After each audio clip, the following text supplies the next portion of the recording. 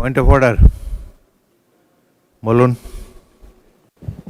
মাননীয় স্পিকার, আপনাকে ধন্যবাদ।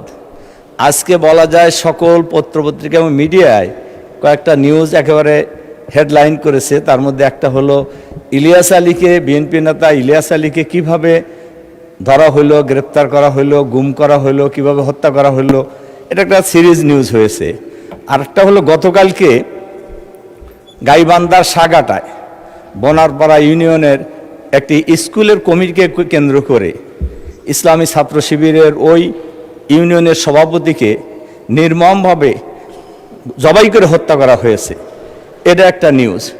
আর একটা নিউজ হয়েছে, আপনারা দেখেছেন, আমরা সবাই দেখেছি, যে একজন এমপির পুত্র চাঁদাবাজি করতে গিয়ে গ্রেপ্তার হয়ে আবার মুসলিকা দিয়ে উনি ছাড়া পেয়েছেন। তা আমার আজকের পয়েন্ট অফ অর্ডারের বিষয় হলো গাইবান্ধার যে ঘটনাটি ঘটেছে, একটা স্কুলের কমিটিকে কেন্দ্র করে হেডমাস্টারের উপর আক্রমণ হয়েছে। এই ছেলেটা ওখানে ছিল, এ কারণেই সে বাধা দেওয়ার চেষ্টা করেছে। আর ওইখানেই ছাত্রদল, যুবদল এরা নির্মমভাবে তাকে হত্যা করা হয়েছে। কিন্তু এখন পর্যন্ত গ্রেপ্তার করা হয় না। সুনির্দিষ্ট ব্যক্তিদের নামে মামলা হয়েছে। আমি আজকের এই মাননীয় মহান সংসদে আপনার মাধ্যমে মাননীয় স্বরাষ্ট্রমন্ত্রীর কাছে অনুরোধ জানাবো, অবিলম্বে। আমি প্রথমত তীব্র নিন্দা জানাই যে দেশের আইন শৃঙ্খলা পরিস্থিতি মারাত্মক অবনতি হয়েছে এবং আমরা অবিলম্বে এই খুনিদেরকে গ্রেপ্তারের জন্য আমি সরকারের কাছে আহ্বান জানাচ্ছি। খুনিরা কোনো দলের না, খুনিরা খুনি, যে দলেরই হোক না কেন, তাদেরকে গ্রেপ্তার করে দৃষ্টান্তমূলক শাস্তির ব্যবস্থা করা হোক। ধন্যবাদ আপনাকে। ধন্যবাদ মাননীয় সদস্য, আমি আগেও বলেছি এটি কোনো পয়েন্ট অফ অর্ডার নয়। পয়েন্ট অফ অর্ডার হয় সংসদে চলমান কোনো বিষয়ের উপরে যদি আপনি মনে করেন তখন দাঁড়াতে পারেন যে এই জিনিসটা ভুল হচ্ছে। দ্বিতীয়ত হলো সংসদ কার্যের ব্যবস্থাপনার মধ্যে যদি কোনো বিশৃঙ্খলা, কোনো যেই ইস্যুটার উপরে চলমান আছে সংসদ, সেটা ঠিকমতো হচ্ছে না, সংসদের রীতি ব্যর্থ হয়েছে, এই ধরনের বিষয় নিয়ে পয়েন্ট অফ অর্ডারে দাঁড়ানো যায়। সংবাদপত্রের কাটিংয়ের উপর পয়েন্ট অফ অর্ডার হয় না। তারপরেও যদি আপনি মনে করেন কোনো বিষয় গুরুত্বপূর্ণ, নোটিশ দেবেন সংশ্লিষ্ট মন্ত্রীর কাছে, সেটা আমরা দেখতে পারি। ধন্যবাদ। মাননীয় সদস্যবৃন্দ, আমরা 2026-27 অর্থ বছরের বাজেট সম্পর্কে আলোচনায় ফিরে যাচ্ছি। এখন বক্তব্য রাখার জন্য আমি আহ্বান জানাচ্ছি জনাব রফিকুল ইসলাম জামাল, ঝালকাঠি 1। আপনার সময় 6 মিনিট।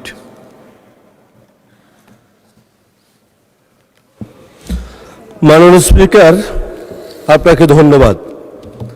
2026-27 অর্থ বছরের এই বাজেটের উপরে আমাকে আলোচনা করতে দেওয়ার জন্য।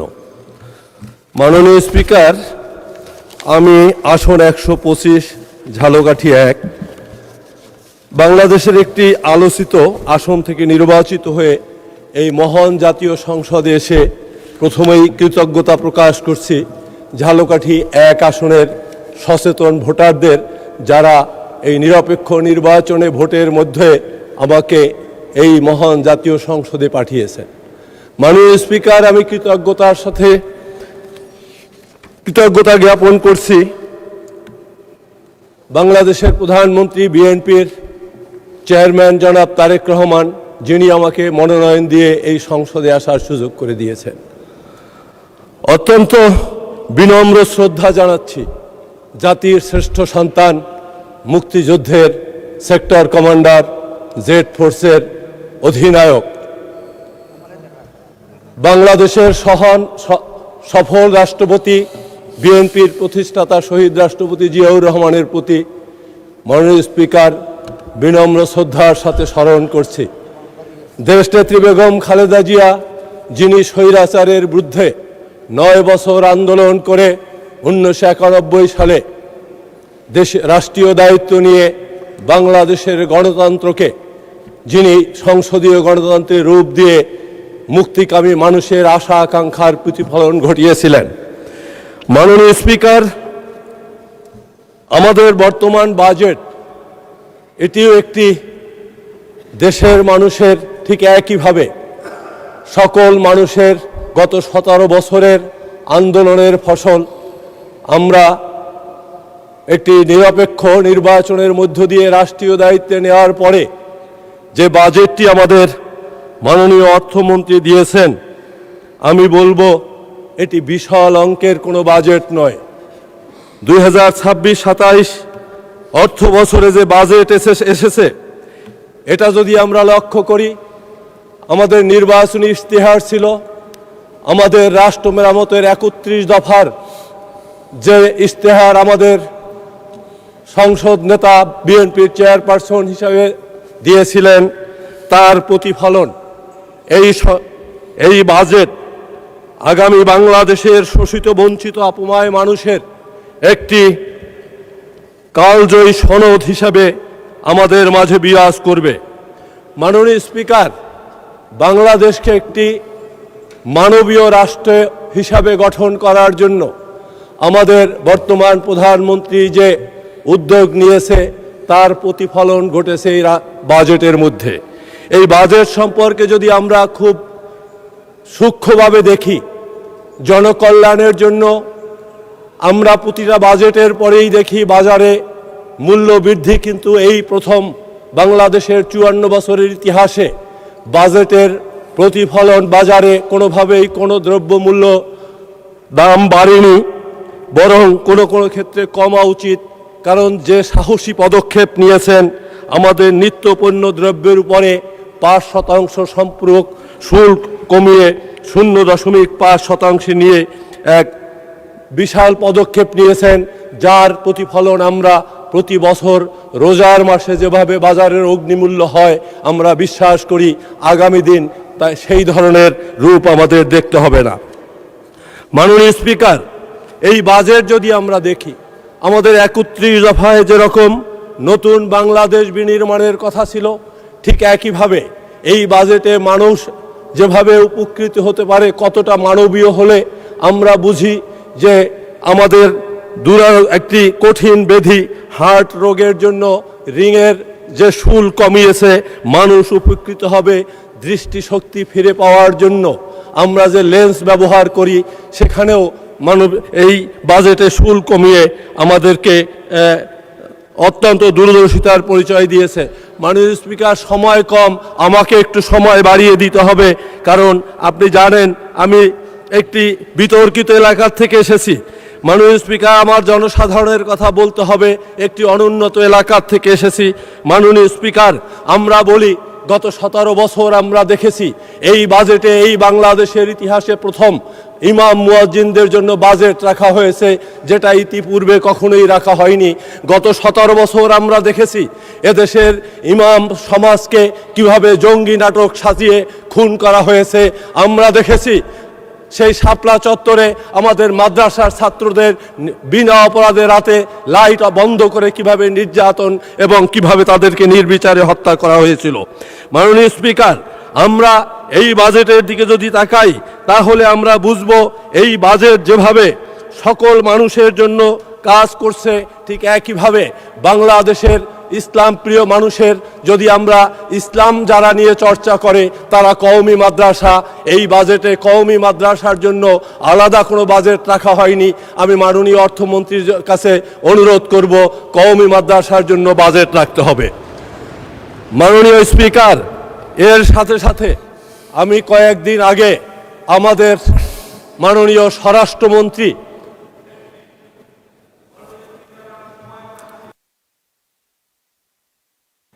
মাননীয় সদস্য 1 মিনিট দেওয়া হলে 1 মিনিটে শেষ করেন। 2 মিনিট।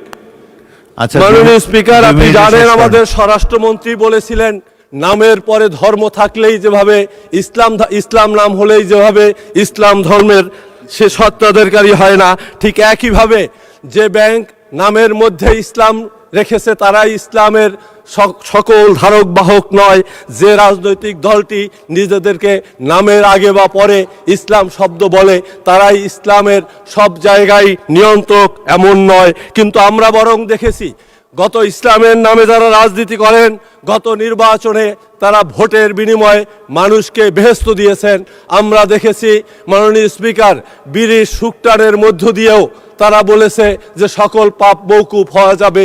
এভাবে একের পর এক বিতর্কিত সিদ্ধান্ত নিয়ে যারা এই ইসলামের নামে রাজনীতি করছে, এই দলটি 1971 সালে এদেশের স্বাধীনতার বিরুদ্ধে ছিল, যে দলটি বাংলাদেশের সৃষ্টির বিরুদ্ধে ছিল। আমি এই মহান সংসদে দাবি করব তারা বাংলাদেশে রাজনীতি করতে পারবে না, তাদের রাজনীতিও ফ্যাসিস্টদের মতো নিষিদ্ধ করা হোক। মাননীয় স্পিকার, আমি আমার এলাকার জন্য দুই একটি কথা বলবো।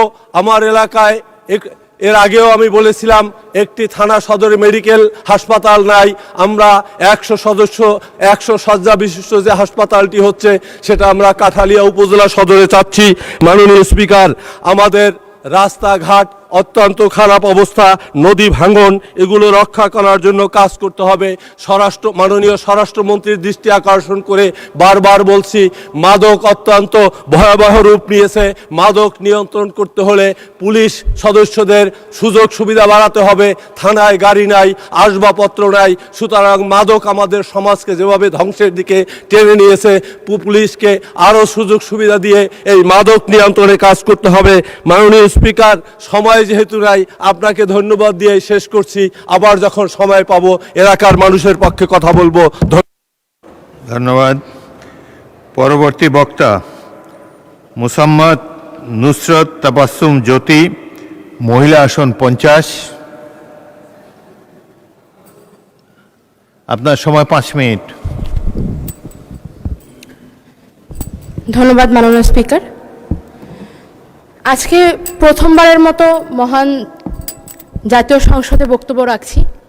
শুকরিয়া আদায় করতে চাই মহান সৃষ্টিকর্তার, কৃতজ্ঞতা জানাচ্ছি আমার পরিবার, আমার দল এবং আমার সহযোদ্ধাদের প্রতি, এবং গভীর শ্রদ্ধার সাথে স্মরণ করছি বাংলাদেশের মহান স্বাধীনতা সংগ্রাম থেকে শুরু করে জুলাই গণ অভ্যুত্থানের পর্যন্ত যতজন মহাত্মা দেশপ্রেমিক এই দেশের সার্বভৌমত্ব রক্ষার জন্য প্রাণ দিয়ে গেছেন, তাদের সকলের জন্য মহান আল্লাহ তাআলা তাদের সর্বোচ্চ মর্যাদায় ভূষিত করুক, তাদের আত্মার মাগফিরাত কামনা করছি। মাননীয় স্পিকার, আজকে 2026-27 অর্থ বছরের বাজেট অধিবেশনের বক্তব্য দেওয়ার জন্য এখানে দাঁড়িয়েছি। আমি আমার বক্তব্যের শুরুতে আমার কিছু কথা বলে নিতে চাই। আমি ঢাকা বিশ্ববিদ্যালয় থেকে অনার্স মাস্টার ডিগ্রি শেষ করেছি। যদি ছাত্র জীবন থেকে রাজনীতির সাথে সংযুক্ত না থাকতাম, যদি জুলাই গণ অভ্যুত্থানের মতো ঐতিহাসিক ঘটনার অংশ না হতাম, কিংবা যদি আমার দল আমাকে মনোনীত না করত, তাহলে হয়তো আজ আমি এই সংসদে দাঁড়িয়ে থাকতে পারতাম না। মাননীয় স্পিকার, এই সংসদের বাইরে আমার মতো অসংখ্য 25 বছর বয়সী সদ্য গ্র্যাজুয়েট সার্টিফিকেট হাতে নিয়ে ঘুরে বেড়াচ্ছে চাকরির আশায়। দেশে চাকরি নেই, ব্যবসার সুবিধা নেই, কৃষিকাজের জন্য পর্যাপ্ত জমি নেই, বিসিএস ছাড়া অন্য কোনো পেশায় মান সম্মান নেই। মাননীয় স্পিকার, পুলিশ হেডকোয়ার্টারের তথ্য অনুযায়ী বাংলাদেশে গড়ে প্রতি বছর আত্মহত্যার হার 11,000-এর অধিক, যার মধ্যে প্রায় 65%ই তরুণ তরুণী। মাননীয় স্পিকার, শিক্ষার্থীদের জন্য সরকারের নানান প্রকল্প রয়েছে, ভর্তুকি রয়েছে, আর চাকরিজীবীদের জন্য রয়েছে পে স্কেল, বোনাস, কিন্তু এই সমস্ত বেকার যুবক যুবতীদের জন্য রয়েছে শুধুমাত্র অবমাননা, অবহেলা, অসম্মান। এমনকি যে বাজেটকে বলা হচ্ছে স্বপ্ন দেখার বাজেট, যেই বাজেটের দর্শন নাকি সবার আগে বাংলাদেশ, এই বাজেটেও এই অবহেলিত গোষ্ঠীর জন্য নেই কোনো সুস্পষ্ট রূপরেখা। মাননীয় স্পিকার, এই সংসদে আমি কার প্রতিনিধিত্ব করি?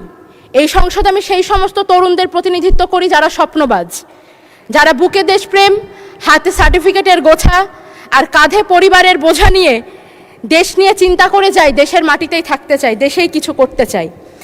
মাননীয় স্পিকার, এই দেশ তাদেরকে কোনো সামাজিক অর্থনৈতিক নিরাপত্তা দিতে পারে না, তাদের নাগরিক হিসেবে আত্মসম্মান রক্ষায় কোনো ব্যবস্থা নেই, কোনো প্রস্তাবনা নেই। মাননীয় স্পিকার, আজ জাতীয় সংসদে বাংলাদেশের প্রধানমন্ত্রী উপস্থিত নেই। আমি শিক্ষিত বেকার তরুণদের প্রতিনিধি হিসেবে আপনার মাধ্যমে মাননীয় প্রধানমন্ত্রীকে অনুরোধ জানাতে চাই, আলোচনার সমালোচনার বাইরেও সত্যি সত্যি কাজে লাগবে এরকম কিছু নিয়ে আসুন। এই বিপুল কর্মক্ষমতাকে কাজে লাগানোর জন্য আমি কিছু প্রস্তাবনা রাখতে চাই। বর্তমানে সরকারি চাকরিতে শূন্য পদের সংখ্যা 4 লক্ষাধিক। সরকারি অফিস আদালতে পর্যাপ্ত লোকবল নেই। এই ক্ষেত্রে স্থায়ী জনবল নিয়োগের আগ পর্যন্ত চুক্তিভিত্তিক অসচ্ছল মেধাবী শিক্ষার্থীদেরকে অগ্রাধিকার ভিত্তিতে পার্ট টাইম কাজের সুবিধা করে দেওয়া যেতে পারে। এটি যেমন তাদের অভিজ্ঞতাকে সমৃদ্ধ করবে, তেমন তাদের সামাজিক ও অর্থনৈতিক নিরাপত্তা দেবে। আবার সরকারও লোকবল সংকট থেকে মুক্তি পাবে। মাননীয় স্পিকার, দক্ষ মানব সম্পদ গঠনের উদ্দেশ্যে বাংলাদেশের সরকার বিভিন্ন সময় বিভিন্ন কারিগরি প্রশিক্ষণ দিয়ে থাকে, কিন্তু বর্তমান যুগটাই টেকনোলজির যুগ। এই বিশ্বায়নের যুগে পুরো পৃথিবী মার্কেট প্লেস। যুগের সাথে তাল মিলাতে শিক্ষিত তরুণদের জন্য অন্যান্য কারিগরি প্রশিক্ষণের পাশাপাশি সরকারের উচিত সরকারি ইনভেস্টমেন্টে ফ্রিল্যান্সিং ট্রেনিংয়ের ওপরে গুরুত্ব আরোপ করা। এতে তরুণরা স্বনির্ভর হবে, তাদের হাত ধরে বাংলাদেশে বৈদেশিক মুদ্রা আসবে এবং বেকারত্বের পরিমাণ কমে আসবে। আমি অনুরোধ জানাবো এই সমস্ত শিক্ষিত বেকার তরুণদের কথা গুরুত্বের সাথে মাথায় রাখার জন্য, কারণ আমাদের ভুলে গেলে চলবে না যেই গণ অভ্যুত্থানের মাধ্যমে বাংলাদেশ থেকে স্বৈরাচার বিতাড়িত হয়েছে তার অন্যতম চালিকা শক্তি ছিল এই সমস্ত তরুণরাই। মাননীয় স্পিকার, জুলাইয়ের কথা মনে করিয়ে দিতে চাই, বছর ঘুরে জুলাই কিন্তু পুনরায় সমাগত। 2024 সালের এই জুলাই মাসে বুকের তাজা রক্ত ঢেলে দিয়ে শত শত মানুষ রাস্তায় নেমেছিল, রক্ত দিয়েছিল বাংলাদেশ থেকে স্বৈরাচারকে তাড়ানোর জন্য। 2 বছর পরেও কিন্তু সেই স্বৈরাচারের বিষদাঁত আমরা ভাঙতে দেখিনি। এখনও তাদের সন্ত্রাস চারিদিকে জারি রয়েছে, এখনও তারা জোর গলায় হুমকি দেয়। এত এত মানুষ হত্যার জন্য তারা বিন্দুমাত্র অনুতপ্ত না। খুনি হাসিনা তার সিংহাসন টিকিয়ে রেখেছিল কালচারাল ফ্যাসিস্টদের কাঁধে পা দিয়ে। মাননীয় স্পিকার, এই সমস্ত কালচারাল ফ্যাসিস্টদের মোকাবেলা করার জন্য আমাদেরকে নিজস্ব দেশীয় কালচার এবং ইতিহাস ঐতিহ্যকে রক্ষা করতে হবে। আমরা হাসিনার আমলে দেখেছি মহান মুক্তিযুদ্ধ থেকে শুরু করে সংস্কৃতির প্রতিটি অঙ্গন তারা দখল করে নিয়েছিল। আমরা কিন্তু সেই পরিমাণ এফোর্টটা দিচ্ছি না। মাননীয় স্পিকার,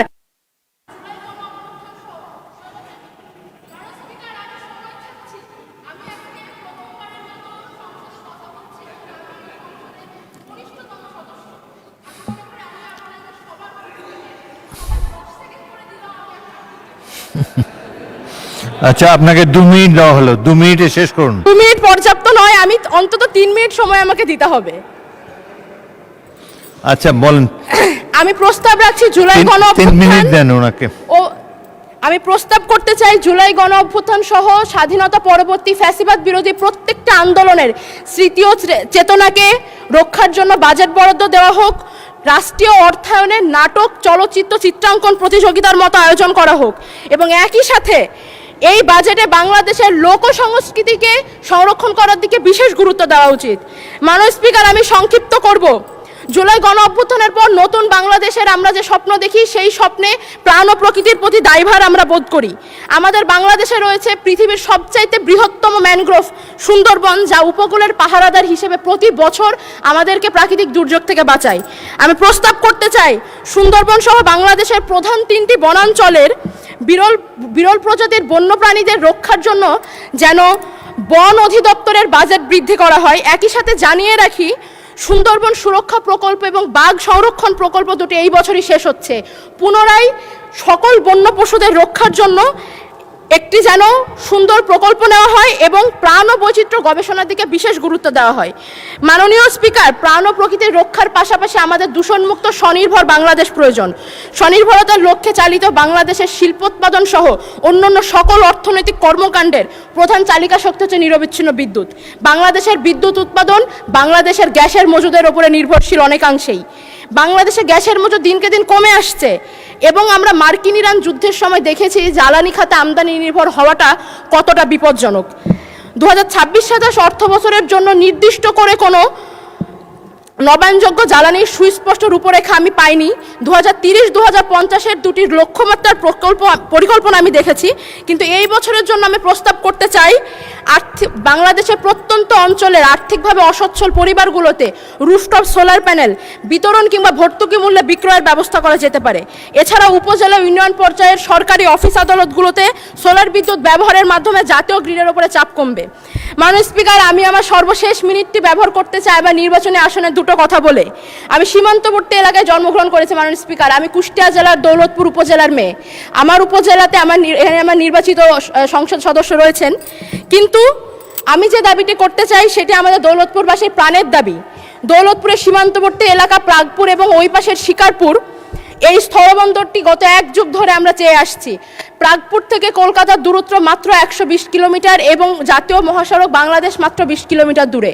এখানে স্থলবন্দর প্রকল্পটি গত 1 যুগ ধরে আটকে আছে। এই প্রকল্প বাস্তবায়ন করতে সরকারের খুব বেশি অর্থ বরাদ্দের প্রয়োজন নেই। মাননীয় স্পিকার, আমি অনুরোধ করছি, পদ্মা নদীর ভাঙনে ক্রমাগত ভাঙনে নিঃস্ব হয়ে যাওয়া একটি বৃহত্তর জাতির কথা চিন্তা করে আমাদের জন্য স্থলবন্দরটি দেওয়া হোক মাননীয় স্পিকার। একই সাথে আমার উপজেলার সম্মানিত সাংসদ এর আগেও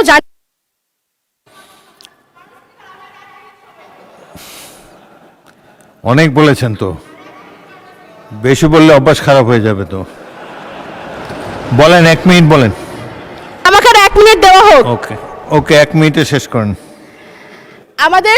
আমাদের দৌলতপুর উপজেলা বাংলাদেশের অন্যতম বৃহত্তর প্রশাসনিক উপজেলা মাননীয় স্পিকার। এই উপজেলাটি এক উপজেলা এক নির্বাচনী আসন একটি মাত্র থানার উপরে নির্ভরশীল। আমার সহ সাংসদ ইতিমধ্যে বলে গিয়েছেন আমাদের থানাতে যেন 5টি যানবাহন দেওয়া হয়। আমি জানাতে চাই আমাদের দৌলতপুরে আসলে আরও একটি থানার প্রয়োজন। যতদিন না আমি প্রস্তাব করছি আমার দৌলতপুরে আরও একটি থানা স্থাপন করা হোক।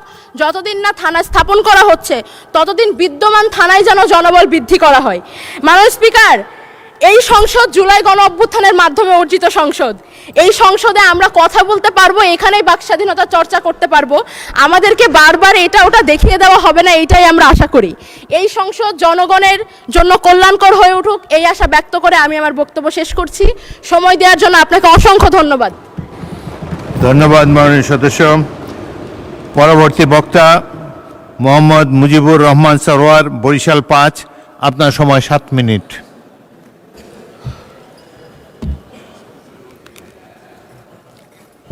বিসমিল্লাহির রহমানির রহিম। মাননীয় স্পিকার, আপনাকে অশেষ ধন্যবাদ আমাকে বাজেট বক্তৃতার সুযোগ দিয়েছেন। আজকের বাজেট বক্তৃতার আমি মনে করছি রাজনীতি ছাড়া তো অর্থনীতি আসে না। 1971 সালের স্বাধীনতা যুদ্ধের পরে আওয়ামী লীগের ভুল রাজনীতি সমাজতন্ত্র গ্রহণ করে সমাজতান্ত্রিক অর্থনীতিতে সমস্ত কলকারখানা রাষ্ট্রীয়করণ করে তলাবিহীন ঝুড়ি তৈরি করেছে। আজকে আমরা দেখেছি সেখানেই যে রহমান এসে তিনি সমাজতান্ত্রিক অর্থনীতিকে বাদ দিয়ে তিনি মিক্সড ইকোনমি করেছিলেন। এই মিশ্র অর্থনীতিতে তাকে সরকার এবং বেসরকারি প্রতিষ্ঠানের মধ্যে অর্থনৈতিক কম্পিটিশন করে দেশে অর্থনীতি মাথা চালা দিয়ে উঠেছিল। আজকে প্রেসিডেন্ট জিয়াউর রহমানের মিক্সড যে ইকোনমি, এটা আমি যখন চায়নায় গিয়েছিলাম, চায়নার প্রবীণ রাজনীতিবিদরা মিক্সড ইকোনমি করে সেখানকার ইকোনমিকে রিফর্ম করেছে। আমি সেদিন প্রেসিডেন্ট জিয়াউর রহমানকে নিজের মন থেকে ধন্যবাদ জানিয়েছিলাম। আজকে একটি বড় বাজেট, 9,38,000 কোটি টাকা, কিন্তু আসলে আমরা হতাশ হয়ে যাই। আমরা সেদিন রক্ত দিয়ে 5ই আগস্টে দেশকে একটি গণতান্ত্রিক জায়গায় নিয়ে এসেছি। আমরা 71 সালের মুক্তিযুদ্ধে লাখো প্রাণের বিনিময়ে বাংলার স্বাধীনতা হয়েছে। আমাদের যে রাজনীতিতে গতি প্রকৃতি, সেটাকে শক্তিশালী করতে হবে। আসলে ঘাটতি বাজেট সবসময় হয়।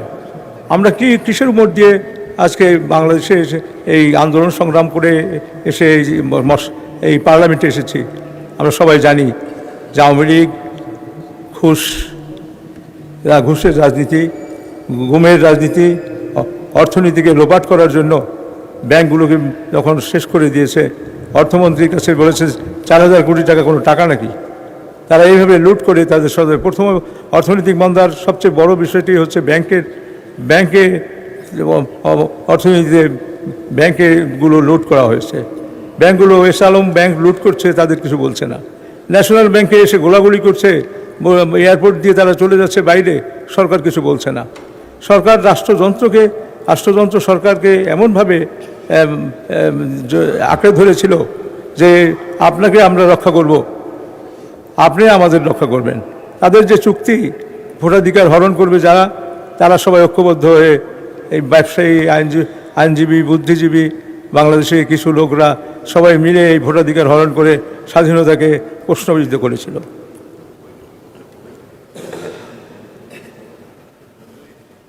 এই বাজেটের সাথে বাজেটের সাপোর্টে রয়েছে অনেক শহীদের রক্ত, বাজেটের সাপোর্টে রয়েছে গুমের হত্যাকারী, বাজেটের সাপোর্টে রয়েছে অনেক নির্যাতনকারী।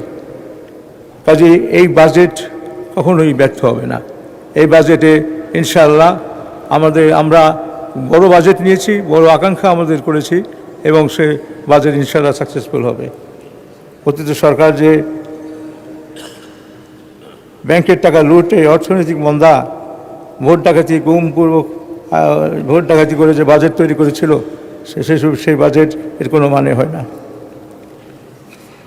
ডক্টর ইউনূসের সময়ও আমরা দেখেছি 54টি বিভিন্ন বিষয় নিয়ে কথা বলার সময়, তারা সংস্কার করার সময়ও তারা শিক্ষা এবং স্বাস্থ্যকে বাদ দিয়ে দিচ্ছে, যেটা রাজনীতিবিদদের সবচেয়ে গুরুত্বপূর্ণ বিষয় হচ্ছে শিক্ষা এবং স্বাস্থ্য, এবং আমরা শিক্ষা স্বাস্থ্যকে বাদ দিয়ে তারা সংস্কার করেছে।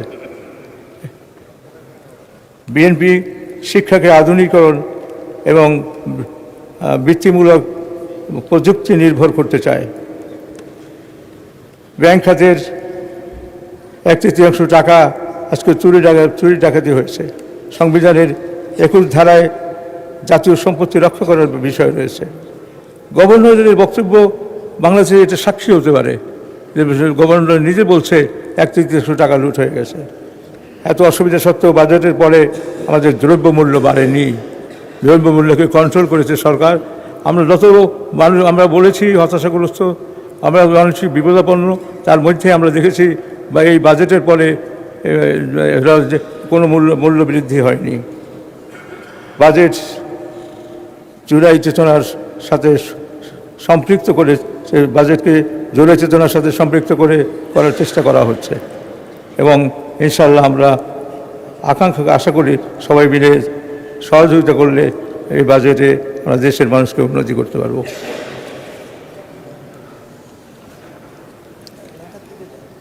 মাননীয় স্পিকার, 1971 সালে 23শে নভেম্বর আমাদের শুক্রবার দিন ঢাকার বাইরে প্রথম বাজেটের বরিশালকে ডেভেলপ করার বাজেট তৈরি হয় এবং প্রেসিডেন্ট জিয়াউর রহমান ঢাকার বাইরে প্রথম মিটিং করেই বরিশাল বিভাগ, বিশ্ববিদ্যালয়, বিমানবন্দর, radio station, teachers training college সহ যে ডেভেলপমেন্টের কথা বলেছিলেন, আমরা দেখেছি সেই ক্যাবিনেট মিটিংয়ের সিদ্ধান্তটি দেশনেত্রী বেগম খালেদা জিয়া সফল করেছেন। এবং আমরা আজকে বরিশাল যে ডেভেলপমেন্ট প্রক্রিয়া, সেটা আমরা দেখেছি পরবর্তী সরকার তাদের কোনো ডেভেলপমেন্ট করে নাই। আজকে আমরা দেখেছি শহীদ রাষ্ট্রপতি জিয়াউর রহমানের ডেভেলপমেন্টের এই ক্যাবিনেট মিটিং সিদ্ধান্ত পরবর্তী খালেদা জিয়া সরকার করেছেন। এবং কদিন আগে আমাদের জনাব তারেক রহমান, যিনি শহীদ রাষ্ট্রপতি জিয়াউর রহমান এবং খালেদা জিয়ার এবং বিএনপির আজকে উত্তরাধিকার, তিনি শহীদ রাষ্ট্রপতি জিয়াউর রহমানের এই 4-5 দিন আগে তিনি শহীদ জিয়াউর রহমানের যে ক্রাইটেরিয়া ছিল উপজেলা সরকারি কলেজ, সেই কলেজটি তিনি গতবার বাদ দেওয়ার ফলে এবার কলেজটির উপরে যে নির্যাতন করেছেন যে কলেজটি করা হবে না। এবং আমি জনাব আজ প্রধানমন্ত্রী তারেক রহমানকে ধন্যবাদ জানাই, তিনি 4-5 দিন আগে শহীদ জিয়াউর রহমান ডিগ্রি কলেজটিকে সরকারিকরণ করেছে। মাননীয় সদস্য, ধন্যবাদ। আরো বলতে চান?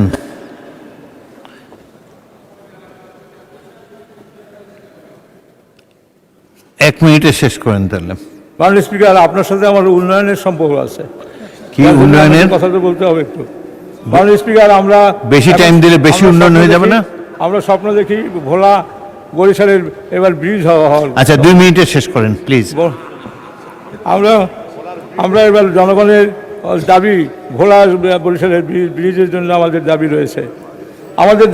আমরা সেদিন আর 10-15 জনে এমপি আমরা সবাই প্রধানমন্ত্রীর সাথে কথা বলতেছিলাম যে পদ্মা ব্রিজ হয়েছে, কিন্তু roads is not able to afford, রোডসে রক্ষা করতে পারছে না। এই জন্য আমরা আজকে 15 জন এমপি কথা বলতে চেয়েছিলাম ভাঙ্গা থেকে কুয়াঘাটা পর্যন্ত 6 লাইনের রাস্তা, এটা আমাদের সমস্ত এমপি, আমাদের সমস্ত এলাকাবাসী সবাই একসাথে এটা দাবি, এটা আমাদের এলাকা আমরা এটা আমাদের দাবি এবং আমাদের সবার দাবি, বরিশালের সকল এমপির দাবি।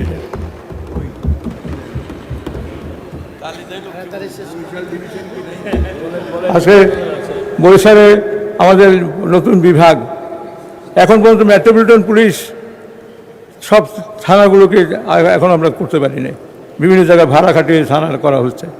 আমাদের বরিশাল বিভাগের সাথে সাথে অন্যান্য অফিস আদালতগুলো ঠিক হয় না, এবং সেজন্য আমি মনে এই গত 16 বছরে খালেদা জিয়া বরিশালের উন্নয়ন করেছেন, জিয়াউর রহমান উন্নয়ন করেছেন, এই ভেবেই যেন এই সরকার কোনো উন্নয়ন করে নাই, কোনো উন্নয়ন হয় নাই। শেখ হাসিনার কোনো উন্নয়নের ডিক্লারেশনও দেয় নাই, শুধুমাত্র জনগণের ভোট কেড়ে নেওয়ার জন্য ওখানে উত্তরাধিকার দিয়ে তার আত্মীয় স্বজন বসিয়ে তারা ওখানে নির্যাতন জুলুম করেছেন।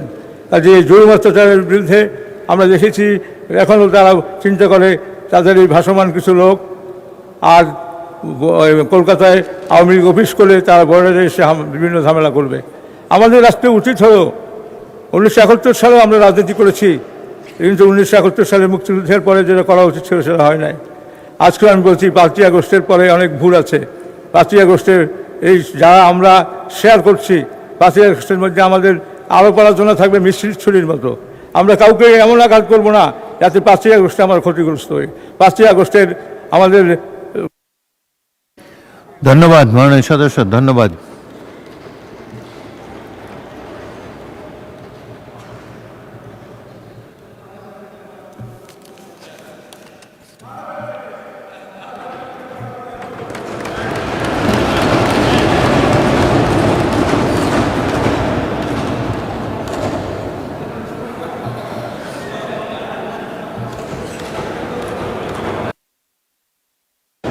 ধন্যবাদ, ধন্যবাদ মাননীয় সদস্য, থ্যাংক ইউ। পরবর্তী বক্তা মোহাম্মদ কামরুজ্জামান, মুন্সিগঞ্জ 3। আপনার সময় 7 মিনিট। রহমান রহিম, রব্বি জিদনি ইলমা। মাননীয় স্পিকার, আপনি আমাকে 7 মিনিট দেন, আমি আপনার সম্পর্কে কথাটা, কারণ প্রথম অধিবেশনে আপনি এমন একটা 166 নম্বর ইকবাল সাহেবকে একটা কথা বলেছিলেন, ওই থেকে আমি খুব ভীত। তো আমি কেন আমি ভীত ওইটা আমি শেষাংশে বলবো, ওইটা বলে যদি আপনি আমাকে মনে করেন আমাকে একটু বক্তব্য দিতে দিয়েন। আজকে সুজনের একটা বিবৃতি আছে, বিএনপি সরকারের প্রথম 4 মাসের সবচেয়ে বড় সাফল্য হচ্ছে সম্ভাব্য এবং দ্রুততম সময়ে নির্বাচনী ইশতেহারে কয়েকটি অগ্রাধিকার বাস্তবায়নের প্রক্রিয়া শুরু করা। কোনো গন্তব্যে পৌঁছতে চাইলে সঠিক পথে যাত্রা করতে হয়। এরপরে রাষ্ট্র সংস্কারের ব্যাপারে ওনারা কিছু কথা বলেছেন। আজকে এইখানে দাঁড়িয়ে প্রথমে বাজেট বক্তব্য নিয়ে আমি শুধু এতটুকু বলতে চাই, এটা একটা চ্যালেঞ্জিং যিনি দিয়েছেন, যার মাথা থেকে এই বাজেটের উপর যিনি কথা বলছেন, আমি শুধু এতটুকু বলতে চাই এটা চ্যালেঞ্জিং বাজেট এবং বাস্তবায়ন এবং এর দায়িত্ব কিন্তু আমার অর্থমন্ত্রী মহোদয়, যার মাথা আছে তার মাথা ব্যথা আছে। যেহেতু মাথা থেকে এত বড় একটা বাজেট আসছে, এটা চ্যালেঞ্জিং। এই চ্যালেঞ্জিং বললেই আমরা কিন্তু ছেড়ে দিতে পারি না। আমরা যদি কোরিয়ার দিকে তাকাই, 1965-এ এরকম চ্যালেঞ্জিং একটা উচ্চাভিলাষী বাজেটের উপর কিন্তু আজকের কোরিয়া আজকে এই জায়গায়। আমরা যদি সিঙ্গাপুরের দিকে তাকাই, 1960-এ এরকম চ্যালেঞ্জিং বাজেটের উপরে কিন্তু সিঙ্গাপুর আজকে এই অবস্থানে আসছে। আমার বিরোধী দলের আজকে প্রথম আলোতে আরেকটা সংবাদ এসেছে, জনাব ইলিয়াস আলী সহ 100 জনের খুনের সাথে জিয়াউল হাসান জড়িত। এই সংসদের মাধ্যমে বলতে চাই, আমি যখন লুনাকে দেখি, আমি যখন মিষ্টিকে দেখি, আমি যখন তুলিকে দেখি, আমার সামনে যখন আমি হাম্মামকে দেখি, ওপাশে যখন আমি ব্যারিস্টার আরমান এবং এই যে শফিকুল ইসলাম মাসুদকে দেখি, আমাকে ইলিয়াস আলী গুম হওয়ার পরে 4 দিনের মাথায় আমাকে গুম করা হয়েছিল। আমি দেশ টিভির টক শোতে ছিলাম, আমাকে ওইখান থেকে নিয়ে গিয়ে বলেছিল তুই ইলিয়াস আলীকে ফেরত দে। আমাকে পরের দিন ডিবি অফিসে এক মহিলা ওই মহিলাকে সাথে কিছু ককটেল দিয়ে আমাকে রিকভারি দেওয়ার জন্য আমাকে ওইখানে ট্রায়াল করা হয়েছিল। এবং আমার উপর যে নির্যাতনটা হয়েছিল, মাননীয় স্বরাষ্ট্রমন্ত্রী, আপনি মনে আছে, আপনি মহসিন হল 360 নম্বর রুম, আমার 356 নম্বর রুম। স্বৈরাচার এরশাদ ল ডিপার্টমেন্টে আপনাকে যখন রক্তাক্ত করেছিল, আমরাই কিন্তু আপনার ছোট ভাই হয়ে আপনার রুমকে পাশে দাঁড়িয়েছিলাম। আজকে আল্লাহ আপনাকে স্বরাষ্ট্রমন্ত্রী বানিয়েছেন। আপনার এই স্বরাষ্ট্র মন্ত্রিত্বের মধ্যে দিয়ে যত কুলাঙ্গার, আমার বলতে দ্বিধা নেই, জিয়াউল হাসান, বেনজির, হারুনরা যত মায়ের বুক খালি করেছে, যতগুলো মানুষকে আজকে অন্তরের হাহাকার নিয়ে এই সংসদে আমাদের কথা বলতে হয়, এই মানুষগুলোর বিচার ইনশাল্লাহ আপনার হাত দিয়ে হবে। কারণ আপনিও একজন মজলুম। আপনারা যাকে শিলংয়ে পাঠিয়েছিলেন, এটা কোনো স্বাভাবিক প্রক্রিয়ার মধ্যে ছিল না। আমরা সব কিছু যদি স্বাভাবিকভাবে নেই তাহলে কিন্তু হবে না। মাননীয় স্পিকার, আপনার মাধ্যমে আরেকটি কথা আমি এখানে বলবো। গুম খুনের কথা বলতে গিয়ে আজকে আরেকটা কথা বলি। সবাই জানে তুলিত, মাননীয়, ওই দিন রানা, আলামিন, রাসেল নামে জগন্নাথ বিশ্ববিদ্যালয়ের আরো 3টা ছেলে গুম হয়েছে। আমরা কিন্তু কোনোদিন এই নামগুলো জানি না। এই সুমনের সাথে আরো 6টা ছেলে গুম হয়েছে, আজও তাদের বাপ মা খুঁজে পায়নি। আমি মনে করি মাননীয় স্বরাষ্ট্রমন্ত্রী, আপনি সবগুলোকে বিচারের আওতায় এনে আপনি ইনশাআল্লাহ বাংলাদেশে আপনি একটা দৃষ্টান্ত স্থাপন করবেন। এইখানে পার্লামেন্টে অনেক কথা হয়, আমি একটা কথা আমি বলতেই হবে, কারণ আমি মুন্সিগঞ্জের মানুষ। পরশুদিন আমাদের মহাসচিব স্যার মুন্সিগঞ্জে গিয়েছিলেন। এর আগের দিন আমার বিরোধী দলের নেতা উনি ওই দিন গিয়েছিলেন। তো আমাদের শারমিন সমাজ কল্যাণ প্রতিমন্ত্রী, আমরা সার্কিট হাউসে ছিলাম। আমরা বরাবরই এই বিরোধী দলের নেতাকে আমি ব্যক্তিগতভাবে সম্মান করি। মক্কায় ওনার সাথে আমি দেখা করেছি। আর মুন্সিগঞ্জের রাজনীতিতে সবসময় আমরা দেখেন, এই যে জামাতে ইসলামের প্রোগ্রামেও কিন্তু আমাকে চিফ গেস্ট হিসাবে দাওয়াত দিয়ে আমাকে নিয়ে গিয়েছে। মাওলানা মামুনুল হক, উনিও আমাকে ওনার মিটিংয়ে আমাকে দাওয়াত দিয়ে আমার সম্পর্কে 2 মিনিট প্রশংসা করে। এই যে দেখেন আপনাদের 11 দলীয় জোটের যে নূর হোসেন নুরানি আমাকে নির্বাচনের পূর্বে আমার বাসায় গিয়ে আমাকে মাথায় হাত দিয়ে আশীর্বাদ করে এসেছে। মানে আমাদের মুন্সিগঞ্জের সম্পর্কটা এমন। আর আতিথেয়তায় আমরা কিন্তু খুব অভ্যস্ত। মুন্সিগঞ্জের আতিথেয়তা সম্পর্কে জানেন, শারমিন আপা সহকারে আমরা জামাত ইসলামের ওই সাইটের হতে বললাম, আমাদের আমির জামাতে কখন আসবেন, উনি বলবেন যে আরো সময় লাগবে। তখন বললাম যে আমাদের সালামটা উনি দিয়েন। আমি তো মুন্সিগঞ্জে একজন মানুষ, কিন্তু আবার আরো তো 2 জন প্রতিনিধি আছে। পরের দিন যখন স্যার গেলেন, স্যারের সামনে উনি কি কথা বলেছেন, কোন আবেগের কথা, আমি কিন্তু ওনার কথার কিছু বলতে চাই না, বাট এমন একটা কথা পুরো মুন্সিগঞ্জকে নিয়ে বলেছেন, সেইটা ওখানে একটা উত্তেজনা তৈরি হয়েছে। তখন এই মির্জা ফখরুল মহাসচিব বলল, রতন তুমি এইটা নিয়ে সংসদে গিয়ে সুন্দরভাবে বলো, তাহলে অন্ততপক্ষে তোমার মুন্সিগঞ্জবাসীর যে সংক্ষুব্ধতা, তাদের যে মনের কষ্টটা ইনশাআল্লাহ দূর হয়ে যাবে। আমি সেই জন্য গতকাল আমি বলেছিলাম যে পুরো মুন্সিগঞ্জবাসীকে যা আপনি বললেন, এটা তো মুন্সিগঞ্জের চিত্র না। তা আমি বিনীতভাবে ওনাকে বলছি, ওর পরে বিভিন্নভাবে আমরা জানি সোশ্যাল মিডিয়াতে অনেক কথা বলা হচ্ছে, তো এগুলো থেকে আমি বিরত চাই। আমরা এই কাদা ছোড়াছুড়ি কখনই আমরা চাই না। আর যেহেতু আমাদের সুন্দর একটা পরিবেশ, এই পরিবেশের মধ্যে আপনি মুন্সিগঞ্জকে আপনি দেখেন কিভাবে চলছে, আমার কথাগুলো শুনলেন না। আপনি আপনার জামাতি ইসলামের সমস্ত নেতৃবৃন্দের সম্পর্কে আপনি মুন্সিগঞ্জ শহর সদরের অবস্থানগুলো আপনি একটু জেনে নেন। আরেকটি কথা এটা আমাকেই বলতে হচ্ছে, সেটা হলো কয়েকদিন আগে আমাদের এই যে জয়নাল ফারুক, উনি কি বললেন, আমাদের চেয়ারের সাইজ আর ওজন নিয়ে উনি অনেক কথা কইলেন। জয়নাল ফারুক ভাই থাকলে আমার কথাটা খুব ভাল লাগতো বলতে। জয়নাল ফারুক, মাননীয় সদস্য 2 মিনিটে শেষ করেন। একটু আমার আরেকটু মানে একটু সময় দেন প্লিজ। আচ্ছা। আপনি আপনাকে বলে দেই, আপনাকে কেন আমি ভয় পাই। আমার এখানে ইকবাল সাহেব বসছিল, একদিন সময় বিধি চাইছিল, আপনি তারা বলছিলেন এইখান থেকে ওইখানে যাইতে 40 বছর লাগছে।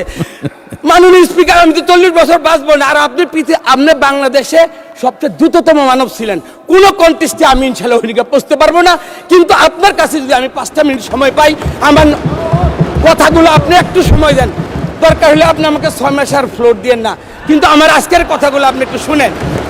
জয়নাল আবদিন ফারুক উনি সাইজ দেখলেন, এটার ওজন দেখলেন, কিন্তু বিগত 16টা বছর যারা এইখানে বৈশা অপবিত্র করছে এই চেয়ারগুলারে, এগুলারে একটু জমজমের পানি দিয়া আতর গোলাপ দিয়া যদি ধুইতো তাইলে এটা বোধ আরো ভালো হইতো। তো আমি ওনাকে একটু আপনার মাধ্যমে বলতে চাই সাইজ এবং এগুলো ঠিক করে মাননীয় সদস্য এখন থেকে 3 মিনিটের মধ্যে শেষ করেন। আচ্ছা, আজকে আরেকটা কথা বলা হয়, এইখানে প্রায়শ একটা কথা বলা হয় কি, এইখানে বলে কি, মানে এই জিনিসটা আমার খুব আমি দাঁড়িয়েছিলাম, সেটা হলো আমার ধর্মীয় অনুভূতিতে মানে আঘাত লেগেছে। কোরআনের একটা আয়াত আছে, এই কোরআন আয়াত কেন বলি, ওনাদের পাশে বসি তো, এই আলেম ওলামাদের সোহবতে থাকলে এই বাতাসে বাতাসে দুই একটা কথা আমি ইনশাআল্লাহ বলার চেষ্টা করি। বিসমিল্লাহির রহমানির রহিম, ওয়ালাকির রাসূলুল্লাহি ওয়া খাতামান নাবিয়্যিন ওয়া কানা আল্লাহু বিকুল্লি শাইইন আলিমা। আল্লাহর মনোনীত কে? আল্লাহ। আমার রাসূলকে? রাসূল আল্লাহর রাসূল, এবং খাতামান নাবিয়্যিন, এরপরে আর কোনো নবী আসবেন না। ওয়া কানা আল্লাহু বিকুল্লি শাইইন আলিমা, যে আল্লাহ তাআলা সর্বজ্ঞ, তার মানে আল্লাহ যা বলছেন আমার থেকে এই আকীদাটা নিশ্চয়ই ওনাদের ভালো। আমরা প্রায়শই বলি দুনিয়াবি কাজের জন্য আমরা কি করি, আমরা বলে কোথায় বলে বেহেশতের কথা বলি। আমি যতটুকু আমি জানি, রাসূল সাল্লাল্লাহু আলাইহি ওয়াসাল্লাম তার জীবদ্দশায় আশারে মুবাশশারা 10 জনের সংবাদ দিচ্ছেন, বদরের যুদ্ধে যারা নিহত হয়েছেন তাদের ব্যাপারেও একটা কিন্তু সম্যক একটা ধারণা দিয়ে গেছেন।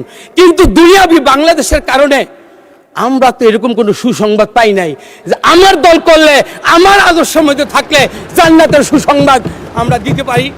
এই কথাগুলো আমি বিজ্ঞ মাননীয় আমাদের এই যে হুজুরদের কাছে আমি জানতে চাই।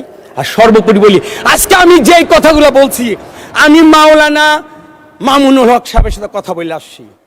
আমার আমির মহোদয় উনি জিজ্ঞেস করতে পারেন, আমি নূর হোসেন নুরানির সাথে যে কথাগুলো বললো, এই যদি আমার আদবার বরখেলাপ হয়, আমি কিন্তু ওনাদের কাছ থেকে কিন্তু তালিম নিয়ে কিন্তু এখানে ইনশাল্লাহ কথা বলতে আসছি। সুতরাং আমার যে সর্বশেষ কথাটা, আমরা একই পথে আমরা পথ চলতে চাই।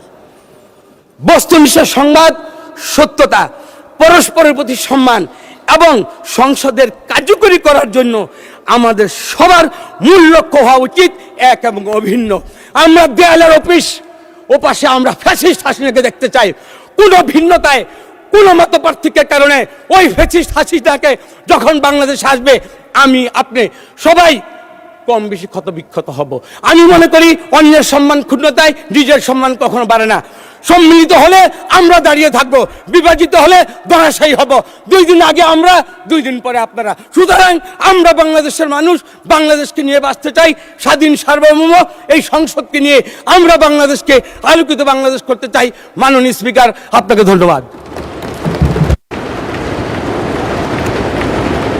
ধন্যবাদ মাননীয় সদস্য। পরবর্তী বক্তা হেলেন জেরিন খান, মহিলা আসন 9, সময় 6 মিনিট। বিসমিল্লাহির রহমানির রহিম।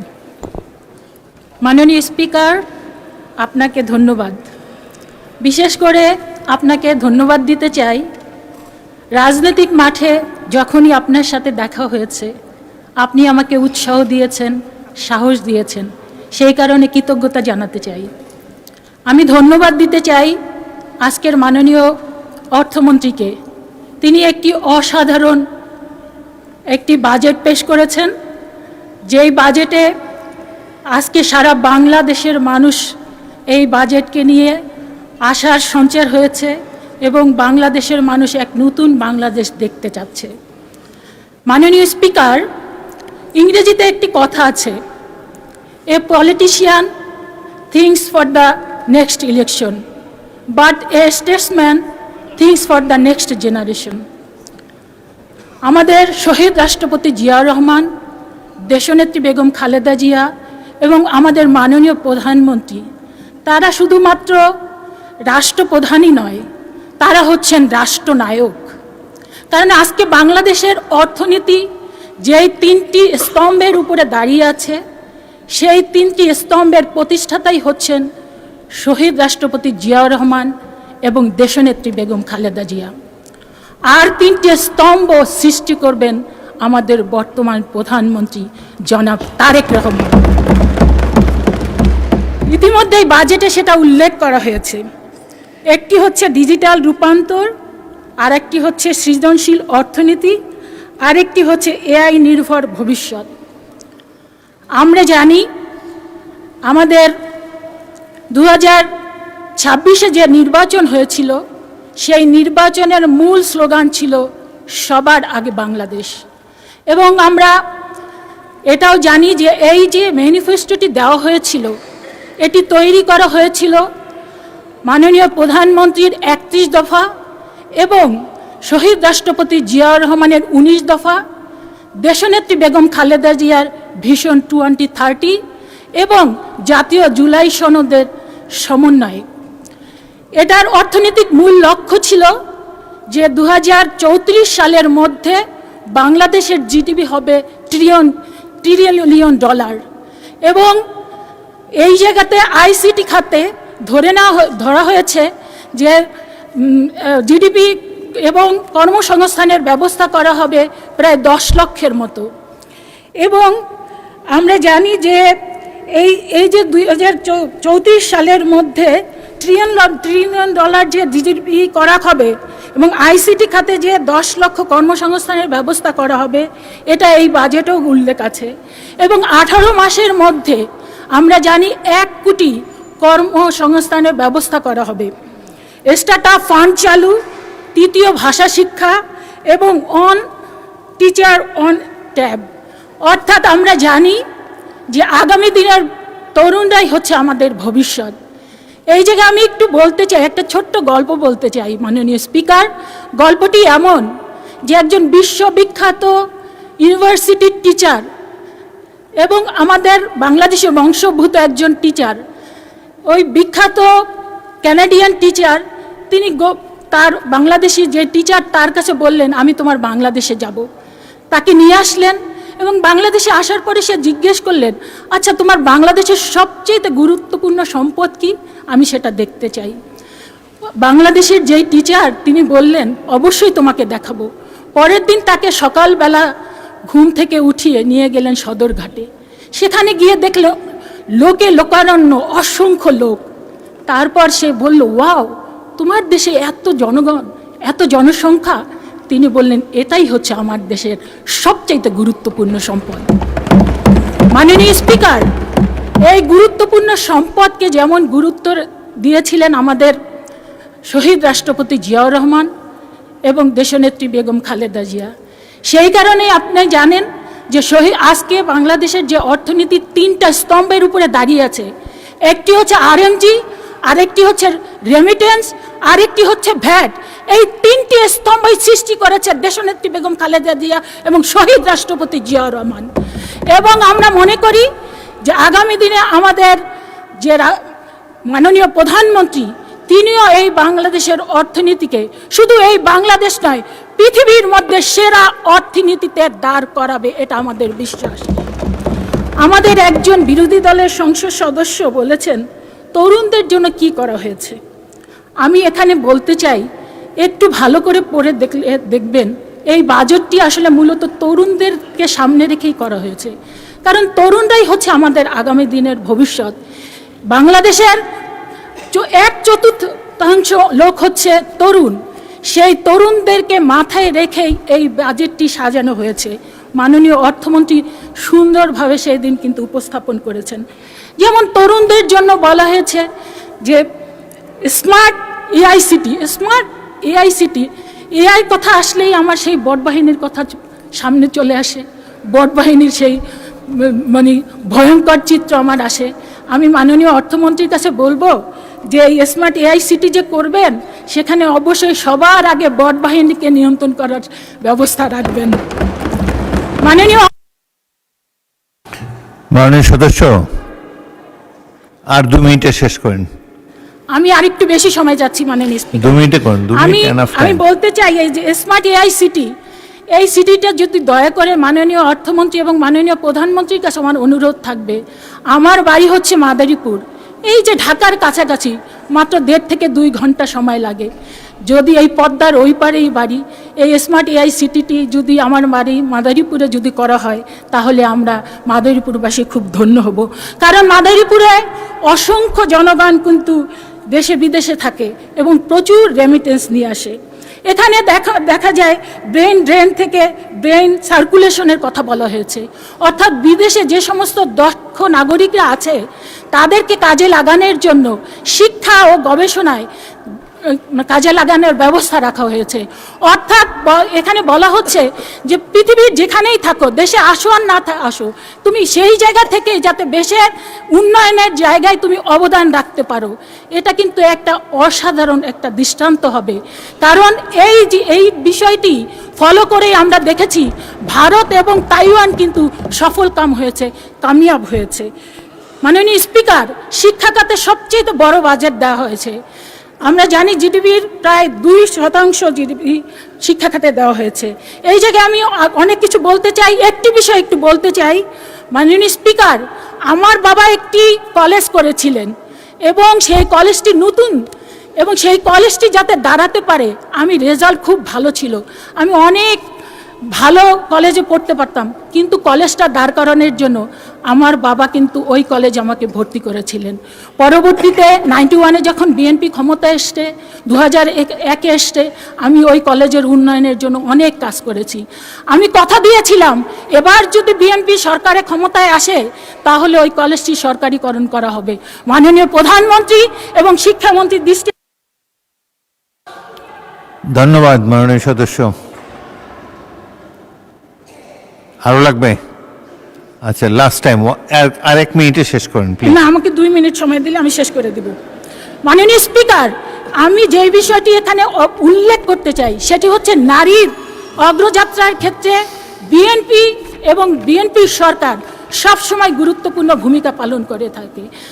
বিশেষ করে দেশনেত্রী বেগম খালেদা জিয়া প্রথমে ম্যাট্রিক, পরবর্তীতে ইন্টারমিডিয়েটে তিনি যে অসাধারণ এই যে অবৈতনিক শিক্ষা ব্যবস্থা এবং ফ্রি শিক্ষা ব্যবস্থা চালু করেছিলেন, সেই কারণেই কিন্তু আজকে নারীর যে অগ্রযাত্রা, নারী যে আজকে সামনের দিকে এগিয়ে গিয়েছে, সেটা সবচেয়ে বড় কারণ। মাননীয় প্রধানমন্ত্রী ইতিমধ্যেই ঘোষণা দিয়েছেন এবং এই বাজেটও উল্লেখ আছে, ডিগ্রি পর্যন্ত সেই ব্যবস্থা চালু করবেন। এবার আমার পুরুষ ভাইয়েরা একটু কষ্ট পেতে পারেন, কারণ আমি দেখি আমার বিভিন্ন কলেজে গিয়ে কোনো ছাত্র ভাইদের দেখা যায় না, কারণ তারা সবাই কিন্তু বিদেশে যাওয়ার জন্য, কি তৃণমূল পর্যায়ে আর উচ্চ পর্যায়ে ম্যাক্সিমাম কিন্তু বিদেশে যাওয়ার চেষ্টা করে। ধন্যবাদ মাননীয় সদস্য। পরবর্তী বক্তা মোহাম্মদ আব্দুল করিম, মাননীয় সদস্য, গাইবান্ধা 2। আপনার সময় 5 মিনিট।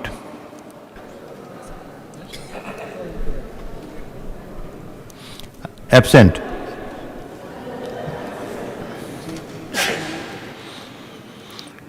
মাননীয় সদস্য মোহাম্মদ ফজলুর রহমান সাইদ, জয়পুরহাট 1। সময় 5 মিনিট। মাননীয় স্পিকার, আপনাকে ধন্যবাদ। শুরুতে শুকরিয়া আদায় করছি আল্লাহ রাব্বুল আলমিনের দরবারে, দরুদ এবং সালাম বিশ্বনবী মুহাম্মদ রাসূলুল্লাহ সাল্লাল্লাহু আলাইহি সাল্লামের প্রতি। মাননীয় স্পিকার, আজকের যে বাজেট 1972 সাল থেকে আজ পর্যন্ত যে বাজেট হয়েছে তাহাকে ধারাবাহিক বলে আমি মনে করব। কারণ একটা ঋণ নির্ভর এবং ঘাটতি নির্ভর একটা বাজেট। 1972 সাল থেকে যে ঋণের বোঝা আমরা বয়ে আসছি, আজকে লক্ষ লক্ষ কোটি টাকা আমাদের ঘাড়ে ঋণের বোঝা পড়ে গেছে।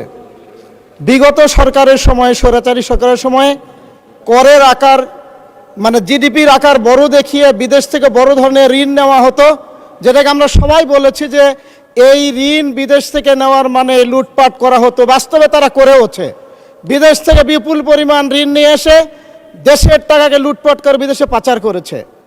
আমি মাননীয় স্পিকার বলতে চাই, আজকের যে বড় আকারের জিডিপি দেখিয়ে আমরা বড় আকারে বিদেশের ঋণ নিচ্ছি, এটা আদৌ কি আমরা সেমানের কোনো বাজেট দিব, না সেমান লুটপাটই হবে? এটাই হচ্ছে আমার কাছে প্রশ্ন। মাননীয় স্পিকার, একটা দেশের উন্নতির জন্য একটা বাজেট অবশ্যই দরকার। এই বাজেটকে এবং বাংলাদেশের উন্নয়নের জন্য যে সমস্ত উন্নয়নে বাধা সৃষ্টি করে সেই জায়গাগুলিকে আমাদের চিহ্নিত করা দরকার। যেমন আমাদের ধরি, বাংলাদেশের সবচেয়ে বাধা হচ্ছে, উন্নয়নের জন্য বাধা হচ্ছে দুর্নীতি, চাঁদাবাজি, বৈষম্যমুক্ত মানে বৈষম্যমূলক রাজনীতি, দলীয়করণ। এগুলি যদি বন্ধ করতে না পারি তাহলে আমাদের কোনো উন্নয়ন এদেশে উন্নয়ন হিসেবে কাজে লাগবে না। মাননীয় স্পিকার, আজও আমরা জানি আজকে বাংলাদেশে যে হারে দলীয়করণ হচ্ছে, যেভাবে দুর্নীতি হচ্ছে, যেভাবে চাঁদাবাজি হচ্ছে, উদাহরণস্বরূপ মনে করি একজন ঠিকাদার যখন তার কাজ নেওয়ার জন্য কাউকে অবৈধভাবে তাকে টাকা দিয়ে থাকে, ওই ঠিকাদার যখন তার দ্বিতীয় আরেকজন ঠিকাদার কাছে বিক্রি করে থাকে, এইভাবে তারপরে নিজের কাজ করতে গিয়ে নিচের দিকে যে দুর্নীতি হয়, সব মিলেই যদি তার 50% চলে যায় তাহলে আমরা সেখানে আমাদের কাজের মান কোথায় চলে যাবে? এইভাবে যদি দুর্নীতি হতে থাকে, এই দুর্নীতিমুক্ত বাংলাদেশে কোনো উপায়ে আমরা দেশকে উন্নত করতে পারবো না। মাননীয় স্পিকার, আরেকটা জিনিস বলি, আমরা যদি এদেশের চাঁদাবাজ মুক্ত, দুর্নীতি মুক্ত করতে না পারি, যেমন আমি একটা উদাহরণ দেই, আমি ছোটোবেলায় আমরা যখন মাঠে ছোট বিলে মাছ মারতে যেতাম, তখন মাছ রাখার জন্য একটা পাত্র নিতাম, যেটাকে বাঁশের তৈরি, আমরা গ্রামের ভাষায় ওটাকে খলই বলতাম, যার বাঁশের তৈরি। এইটা যদি নিচে ফুটা থাকে মাননীয় স্পিকার, তাহলে আমি যতই মাছ ধরি না কেন আমার সমস্ত ফুটা দিয়ে মাছ বের হয়ে চলে যাবে। আজকের যে বাজেট আমরা উন্নয়নের বাজেট দিয়েছি, আমার উন্নয়ন যদি দুর্নীতিতে চলে যায় তাহলে আমার এই উন্নয়ন কোনো জায়গায় কোনো উন্নয়ন কাজে লাগবে না। মাননীয় স্পিকার, মাননীয় স্পিকার, আমরা যে এডিবির উন্নয়নের কথা বলি, এখানে আপনারা খুব খেয়াল করে দেখেন, বাংলাদেশে এই এডিবির যে উন্নয়নকে স্থানীয় পর্যায়ে আমরা বিতরণ করি, যদি আর 50% কাজ স্বাধীনতার পর থেকে আজ পর্যন্ত হতো, আমার বিশ্বাস বাংলাদেশের কোনো রাস্তার অলিগলি পর্যন্ত কাছে থাকতো না। কিন্তু বাস্তব হলো, যেমন আমি নিজেও বলি, এই বছরের শেষে অতিরিক্ত বরাদ্দ থেকে আমি একটু আবেদন করেছিলাম, কিন্তু আমাকে বলা হয়েছে যে আবেদন করলেই তো পাবেন না, এর ভিতরে আপনাকে একটা পার্সেন্ট ছেড়ে দিতে হবে। আমি অবাক হয়ে গেলাম, আমাকে যে পার্সেন্ট বলা হয়েছে বলাও ঠিক হবে না। ওই পার্সেন্ট যদি দিয়ে আমি একটা উন্নয়ন বরাদ্দ নিয়ে যাই, এটা নিচের দিকে যতটুকু জেনেছি এটা 100% তার লুটপাট হয়ে যায়। তাহলে এইভাবে যদি লুটপাট হয়ে যায় তাহলে কি দিয়ে আপনি উন্নয়ন করবেন? মাননীয় স্পিকার, আমি একটু সময় বাড়ায় নিব। মাননীয় স্পিকার, আমরা যদিও এদেশে সুস্থ রাজনীতি করতে চাই, এদেশের উন্নয়ন করতে চাই, বাজেট বাস্তবায়ন করতে চাই, তাহলে অর্থনীতিকে সুস্থ রাখতে হবে। সুস্থ অর্থনীতি ছাড়া কোনোদিনই আমরা বাজেটকে বাস্তবায়ন করতে পারবো না। মাননীয় স্পিকার, এই বিগত স্বৈরাচারী সরকার এই যেমন এস আলমের দ্বারা অসংখ্য ব্যাংককে লুটপাট করেছে, ব্যাংকের টাকাগুলো বিদেশে পাচার করেছে, কিন্তু এই সরকার আসার পরেই আমরা দেখলাম ইসলামী ব্যাংকের মতো একটা সুস্থ ব্যাংকে আবার এস আলম গ্রুপের সহযোগীকে নিয়ে এসে বসে আবার ব্যাংক লুটপাটের জন্য ষড়যন্ত্র করেছে। মাননীয় স্পিকার, এবারের চিন্তা থাকলে আমরা দেশের সুস্থ অর্থনীতি আনতে পারবো না। মাননীয় স্পিকার, আমি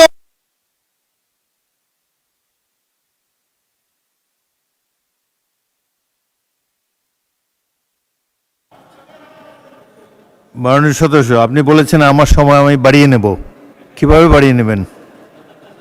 আচ্ছা, 2 মিনিট দেওয়া হলো আপনাকে। ধন্যবাদ মাননীয় স্পিকার। মাননীয় স্পিকার, আমি একটা কথা বলতে চাই, আমরা শহীদ প্রেসিডেন্ট জিয়াউর রহমানের বক্তৃতায় মুখে ফেনা তুলি।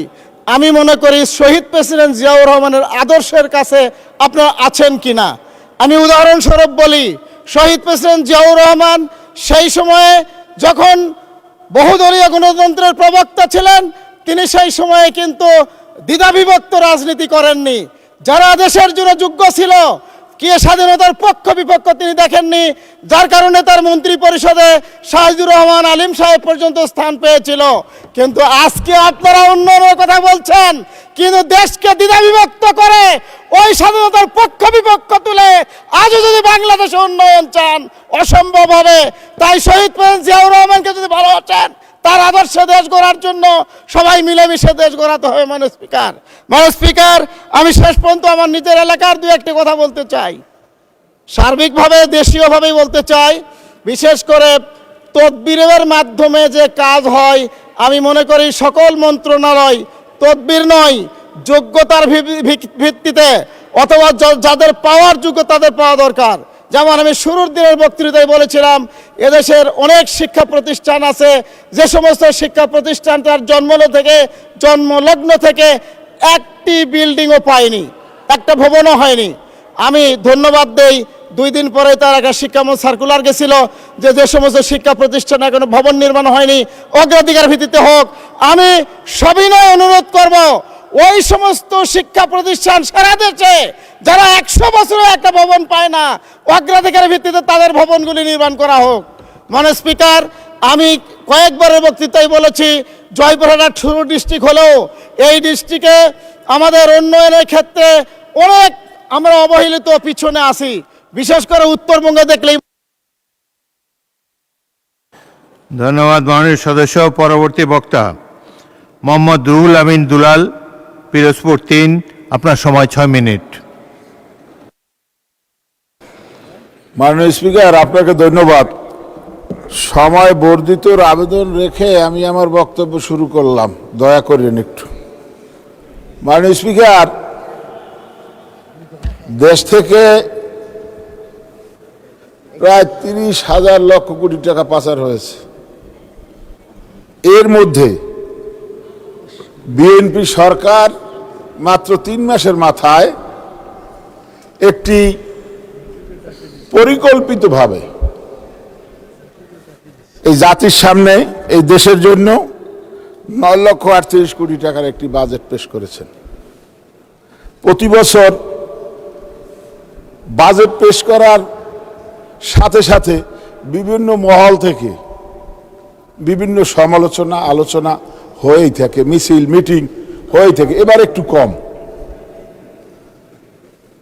গত 11 তারিখ বাজেট উপস্থাপনের পর সিপিডি সমালোচনা করেছে কি 7.5% মূল্যস্ফীতির লক্ষ্যমাত্রা অর্জন করা কঠিন হবে। বাজেটের আকার আগের তুলনায় বড় হলেও এবার সাফল্য মূলত আকারের উপর নয়, বরং বাস্তবায়নের মানের উপর নির্ভর করবে। ডক্টর দেবপ্রিয় ভট্টাচার্য উনি বলেছেন, এ বাজেট চিন্তাশীল বাজেট। আর বাজেট পরবর্তী মিছিলে বিরোধী দলের বন্ধুরা যে মিছিল করেছেন, সেই মিছিলে পরবর্তীতে সাংবাদিকদের উদ্দেশ্যে তারা বলেছেন বাজেট অবাস্তবায়ন যোগ্য, উচ্চবিলাসী ও লুটপাটের সহায়ক জামায়াতে ইসলামী বাংলাদেশ। তারা বলেছেন এইটা বাজেট কি দিল বা কির উপরে লুটপাট, এ ধরনের কোনো বক্তব্য কিন্তু তারা সেদিন রাখেন নাই। আজকে বিরোধী দলের বন্ধুরা তারা বাজেটের উপর সমালোচনা করে কি যে এই বাজেট বাস্তবায়নযোগ্য না, এত টাকার বাজেট, এত বড় বাজেট, এর বাইরে কিন্তু এরা সমালোচনায় যেতে পারে নাই। মাননীয় স্পিকার, আজকে বিরোধিতার স্বার্থে বিরোধিতা করা লাগবে। বিরোধী দল আমি আহ্বান জানাবো যে গঠনমূলক কোনটা ত্রুটি আছে।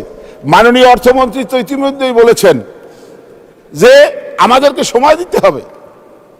নতুন সরকার, বিধ্বস্ত অর্থনীতির মধ্যে এই সরকার রাষ্ট্রীয় ক্ষমতায় অধিষ্ঠিত হয়েছে। আজকে আপনাদের সামনে, জাতির সামনে একটা বাজেট দিয়েছেন। এই বাজেটে শিক্ষা খাতে ব্যয় বাড়িয়েছেন, স্বাস্থ্য খাতে ব্যয় বাড়িয়েছেন, বরাদ্দ বাড়িয়েছেন। আজকে বিভিন্ন বিভাগেও, বিভিন্ন প্রতিষ্ঠানে, বিভিন্ন রাস্তাঘাট, রেলপথ, বিভিন্ন জায়গায় বিভিন্ন বরাদ্দ রাখা হয়েছে। তবে দুঃখের বিষয়, আমাদের বরিশাল বিভাগে তেমন কোনো বরাদ্দ রাখা হয় নাই। আমি মাননীয় অর্থমন্ত্রীর দৃষ্টি আকর্ষণ করে বলবো, আমাদের বরিশাল বিভাগের বাঙ্গা থেকে কুয়াকাটা পর্যন্ত 6 লেনের রাস্তা যাতে হয়, এজন্য বরাদ্দ রাখার জন্য আবেদন জানাবো। এবং রেল লাইন, আপনারা জানেন যে পায়রা বন্দরে গোপালগঞ্জের রেল লাইন থেকে আমাদের পিরিজপুর হয়ে, বরগুনা হয়ে, তালতলি হয়ে রেল লাইন যাওয়ার একটি সম্ভাবনা আছে। এইদিকে যাতে বরাদ্দ রাখা হয়, মাননীয় অর্থমন্ত্রীর দৃষ্টি আকর্ষণ করব। এই রেল লাইনে হইলে আমাদের যাতায়াত ব্যবস্থা দক্ষিণ অঞ্চলের মানুষ অনেক উপকৃত হবে। আর আরেকটা জিনিস বলবো, কওমি মাদ্রাসা আর দিনিয়া মাদ্রাসা, দিনিয়া মাদ্রাসা এবং কওমি মাদ্রাসার উপর বরাদ্দ রাখার জন্য মাননীয় অর্থ মন্ত্রীর দৃষ্টি আকর্ষণ করছি, এবং পিরিজপুরের বিজ্ঞান ও প্রযুক্তি বিশ্ববিদ্যালয়ে যাতে অর্থ বরাদ্দ দেওয়া হয়, মাননীয় স্পিকার আপনার মাধ্যমে মাননীয় অর্থমন্ত্রীর দৃষ্টি আকর্ষণ করছি। মাননীয় স্পিকার, আরেকটি কথা আমার বলতেই হয়, গতদিন এই সংসদে জনাব হান্নান মাসুদ সাহেব এবং তার দুদিন আগে একজন নারী সংসদ সদস্য একটি বক্তব্য নিয়ে, আমাদের মাননীয় প্রধানমন্ত্রীর বক্তব্য নিয়ে বিভিন্ন বক্তব্য উপস্থাপন করেছেন। ওনারা সঠিকভাবে এই বক্তব্যটা উপস্থাপন করেন নাই। যেদিন মিছিল হয়েছে, জামায়াত ইসলামী বাজেটের বিরুদ্ধে যেদিন মিছিল করেছে, সেই দিনের মিছিলের সাথে এআই দিয়ে কোন কুচক্রী মহল একটি স্লোগান জুড়ে দিয়েছে, কি বিড়ির দাম বাড়লো কেন, তারেক রহমান জবাব চাই, লাঠির দাম বাড়লো কেন, তারেক রহমান জবাব, এটা এআই দিয়ে তৈরি করেছে। কিন্তু মাননীয় স্পিকার, মাননীয় প্রধানমন্ত্রী তার একটা বক্তব্য তিনি বলেছেন যে আমরা এই বাজেটে এই দেশের মানুষের ভাগ্য নির্ধারণের জন্য আমরা নিত্য প্রয়োজনীয় দ্রব্য মূল্যের উপর আমরা কর হ্রাস করেছি, আমরা মদের উপর কর বৃদ্ধি করেছি, আমরা নিকোটিন তামাকের উপর আমরা কর বৃদ্ধি।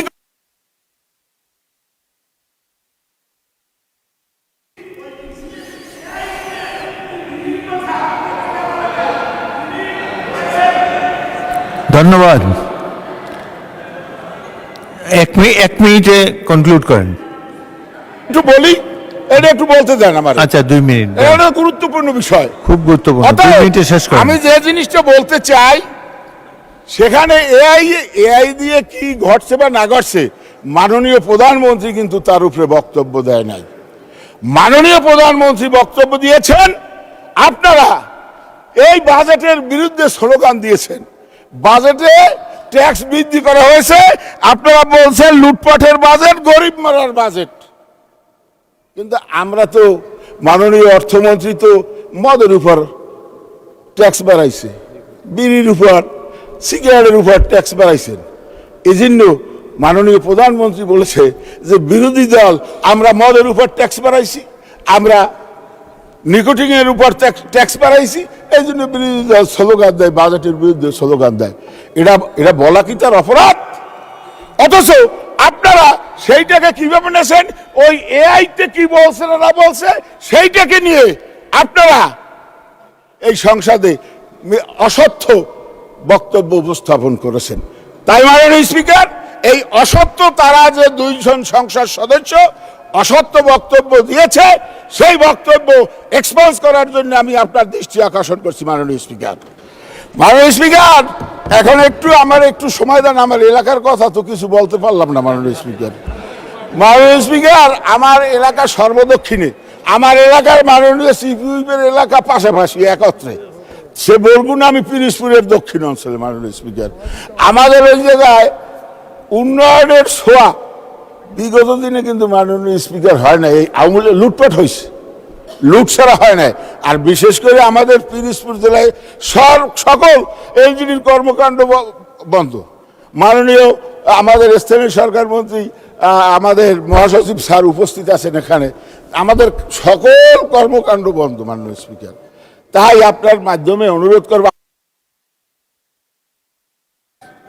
ধন্যবাদ মাননীয় সদস্য, বসুন। মাননীয় এলজিআরই মন্ত্রী শুনেছেন তো আপনার কথা, উনি ওই যে হাতও তুলেছেন। আচ্ছা, 1 মিনিটে শেষ করেন। তো মাননীয় স্পিকার, এই জন্য আমি বলবো, আমাদের উন্নয়নমূলক কর্মকাণ্ড এমনি বন্ধ, দুর্নীতির কারণে বন্ধ। তাই আপনার মাধ্যমে অনুরোধ করব আমাদের, এবং আরেকটা সমস্যা, আমাদের এলাকায় খাবার পানির খুব সংকট। আমাদের এলাকা যে কোনো বন্যা আসলেই আমাদের এলাকা সেই আক্রমিত হয় এবং আমাদের এলাকার পানি 6 মাস ভালো থাকে, নদীর পানি 6 মাস লবণ থাকে।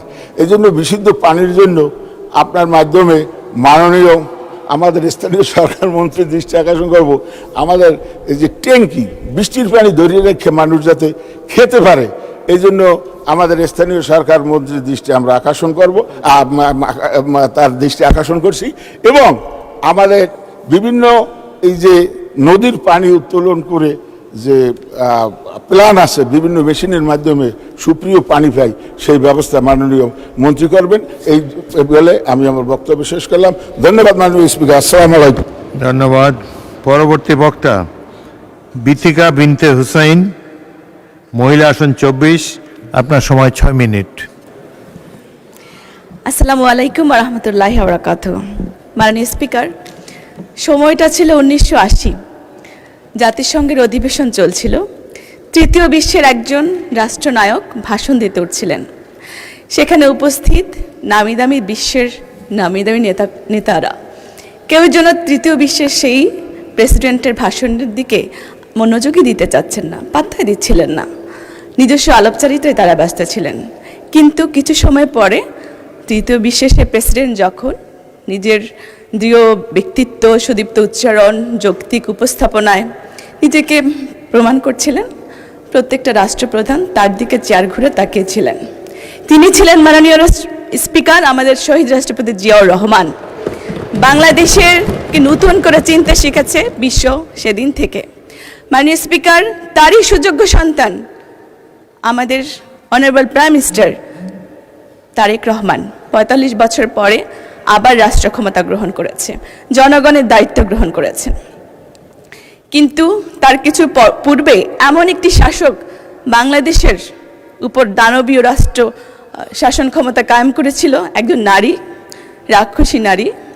তার অত্যাচার, অনাচার, জুলুম, নির্যাতন, গুম, খুনে পুরো চাপা পড়েছিল বাংলাদেশের মানুষের আত্মা তার দুঃশাসনের নিচে। সেখান থেকে তার স্বরূপে ফিরিয়ে আনার জন্য আমাদের বর্তমান প্রধানমন্ত্রী যে কাজ গ্রহণ করেছেন, যে উদ্যোগ নিয়েছেন, তিনি যখন একজন তৃণমূল নারীর কথা ভাবছেন, যেন তিনি তার কথা জানছেন, বুঝছেন, তার জন্য ফ্যামিলি কার্ড করছেন, একজন কৃষকের স্বপ্নের কথা, দুর্দেশের কথা যেন তিনি চিন্তা করতে পারছেন, তার জন্য তিনি কৃষক কার্ড দিচ্ছেন। একজন চা শ্রমিকের জীবনধারার জন্য তিনি চিন্তা করছেন, তার জন্য ঘর বাড়ি করার জন্য তিনি টাকা দিচ্ছেন। মাননীয় স্পিকার, একসময় আমাদের তরুণ প্রজন্ম বলতেন আই হেট পলিটিক্স, কিন্তু আমাদের এই রাষ্ট্রনায়ক যে পলিটিক্স শুরু করেছেন, তিনি যে চিন্তা ভাবনা করছেন, যে সংস্কৃতি, ঐতিহ্য, বাংলাদেশে গ্রামগঞ্জ, শিক্ষা, স্বাস্থ্য, কর্মসংস্থান, অর্থনীতি সব কিছু নিয়ে তিনি যে চিন্তা করছেন, তরুণ প্রজন্ম তার রাজনীতি নিয়ে ভাবতে শুরু করেছেন। মাননীয় স্পিকার, আমাদের যেই স্বাস্থ্য শিক্ষা ব্যবস্থা বিবিএস-এর তথ্য মতে 15 থেকে 29 বছরের তরুণরা এদেশ থেকে পালিয়ে যেতে চায়। এটাকে বলা হয় ব্রেইন ড্রেন, মেধা পাচার। সাধারণত দুর্নীতিগ্রস্ত, দুর্নীতিবাজ শাসকরা তাদের শাসন ক্ষমতা দীর্ঘস্থায়ী করার জন্য ব্রেইন ড্রেনকে উৎসাহিত করে থাকেন। কিন্তু আমাদের বর্তমান সরকার এবং আমাদের অর্থমন্ত্রী এই বাজেটে ব্রেন সার্কুলেশন করেছেন, ব্রেন সার্কুলেশন রূপান্তরিত করেছেন। মাননীয় স্পিকার, তারা জনশক্তিকে জনসম্পদে রূপান্তরিত করছেন এবং একটি সুন্দর রাষ্ট্র গঠনের জন্য, সমৃদ্ধ বাংলাদেশ গঠনের জন্য রূপকল্প পরিকল্পনা করছেন। মাননীয় স্পিকার, হেলথ ইজ ওয়েলথ, সে কারণে বর্তমান সরকার স্বাস্থ্য খাতে বিনিয়োগকে ব্যয় নয়, বরং মানব সম্পদ উন্নয়নে অর্থনৈতিক অগ্রযাত্রার প্রধান হিসেবে বিবেচনা করেছেন। শিক্ষা ও স্বাস্থ্য খাতে এশীয় প্রশান্ত মহাসাগরীয় অঞ্চলগুলোতে জিডিপি অর্জনের সবচেয়ে কম বরাদ্দ ছিল এই বাংলাদেশে। মাননীয় স্পিকার, 2026-27 অর্থ বছরে ভঙ্গুর অর্থনীতি, মূল্যবোধহীন সমাজ সংস্কারে যে দুঃসাহসিক চ্যালেঞ্জ গ্রহণ করেছে, সেখানে বিএনপি বিরোধী শিবিরের চিন্তাবিদরাও এই বাজেটকে চিন্তাশীল বাজেট বলতে বাধ্য হয়েছে। কিন্তু সেখানে আমাদের অপোজিশনে যারা বসে আছেন, তারা কখনো বলার চেষ্টা করছেন এই ছায়া বাজেট দিয়ে সাহায্য করেছেন, আবার দেখা যায় তারাই বাজেট প্রকাশিত হওয়া অবস্থায় একটা ব্যানার নিয়ে মানি না, মানব না বলে রাস্তায় দাঁড়িয়ে গিয়েছেন। এটা একটা মবক্রেসি। মাননীয় স্পিকার, কখনো বলছেন গরিবের মারার বাজেট, কখনো বলছেন বিনিয়োগের পরিবেশ নেই, আবার কখনো তারা গণতান্ত্রিক বাজেটের অনিয়ম লক্ষ্য করছেন। মাননীয় স্পিকার, আমি শুনেছি আমাদের অপোজিশন পার্টির নেতাদেরকে কর্মী কিংবা সাথী হতে হলে তাদেরকে অনেকগুলো বই পুস্তক পড়তে হয়, কিন্তু মাননীয় স্পিকার আমি দেখেছি তারা শুধু এই বই পুস্তক পড়ে জ্ঞানার্জন রাষ্ট্র কিংবা সমাজ সংস্কারের জন্য ব্যয় করছে না, তারা শুধু এই জ্ঞানকে বট বাহিনী নিয়ন্ত্রণে কাজে লাগাচ্ছেন মাননীয় স্পিকার। আর সে কারণে অপোজিশনের একজন সংসদ সদস্যকে এখানে দাঁড়িয়ে আমি দেখতে পাই তিনি বক্তৃতা করেন যে তার বাবা 71 সালে শহীদ হয়েছেন। আমরা জানতে পারি পরবর্তীতে তিনি জন্মগ্রহণ করেছেন 81 সালে। মাননীয় স্পিকার, আমি বলতে চাই তিনারা যেন পরচর্চা না করে গঠনমূলক সমালোচনা করে, কারণ আমাদের প্রধানমন্ত্রী তারেক রহমান গঠনমূলক সমালোচনাকে অত্যন্ত গুরুত্ব সহকারে বিবেচনা করেন। মানে স্পিকার, একটু আগে একজন সংসদ সদস্য, নারী সংসদ সদস্য অনেকগুলো কথা বলে গিয়েছেন, বলেছেন এখানে লোকসংস্কৃতি, আমাদের সুন্দরবনে ম্যানগ্রোভ এবং কর্মসংস্থান অনেক কিছু কথা বলে গিয়েছেন। তিনি এগুলো সংস্কারের কথা বলেছেন। তিনি হয়তো আমাদের অর্থমন্ত্রী যেদিন বাজেট প্রকাশ করেছিলেন সেদিন তুমি তার বক্তৃতা শুনেননি, এবং আমাদের যে বইটা আছে সেটাও তিনি পড়েননি। আমি অনুরোধ করব তিনাকে সেই বইটি পড়ার জন্য, তাহলে তিনি বুঝতে পারবেন আমাদের প্রধানমন্ত্রী এবং অর্থমন্ত্রী সহ আমাদের মন্ত্রিপরিষদের সদস্যরা বর্তমানে যে বাংলাদেশ নিয়ে চিন্তা করছেন সেখানে তার প্ল্যানের সব কিছু বাস্তবায়িত হবে। ধন্যবাদ মাননীয় স্পিকার আমাকে সময় দেওয়ার জন্য।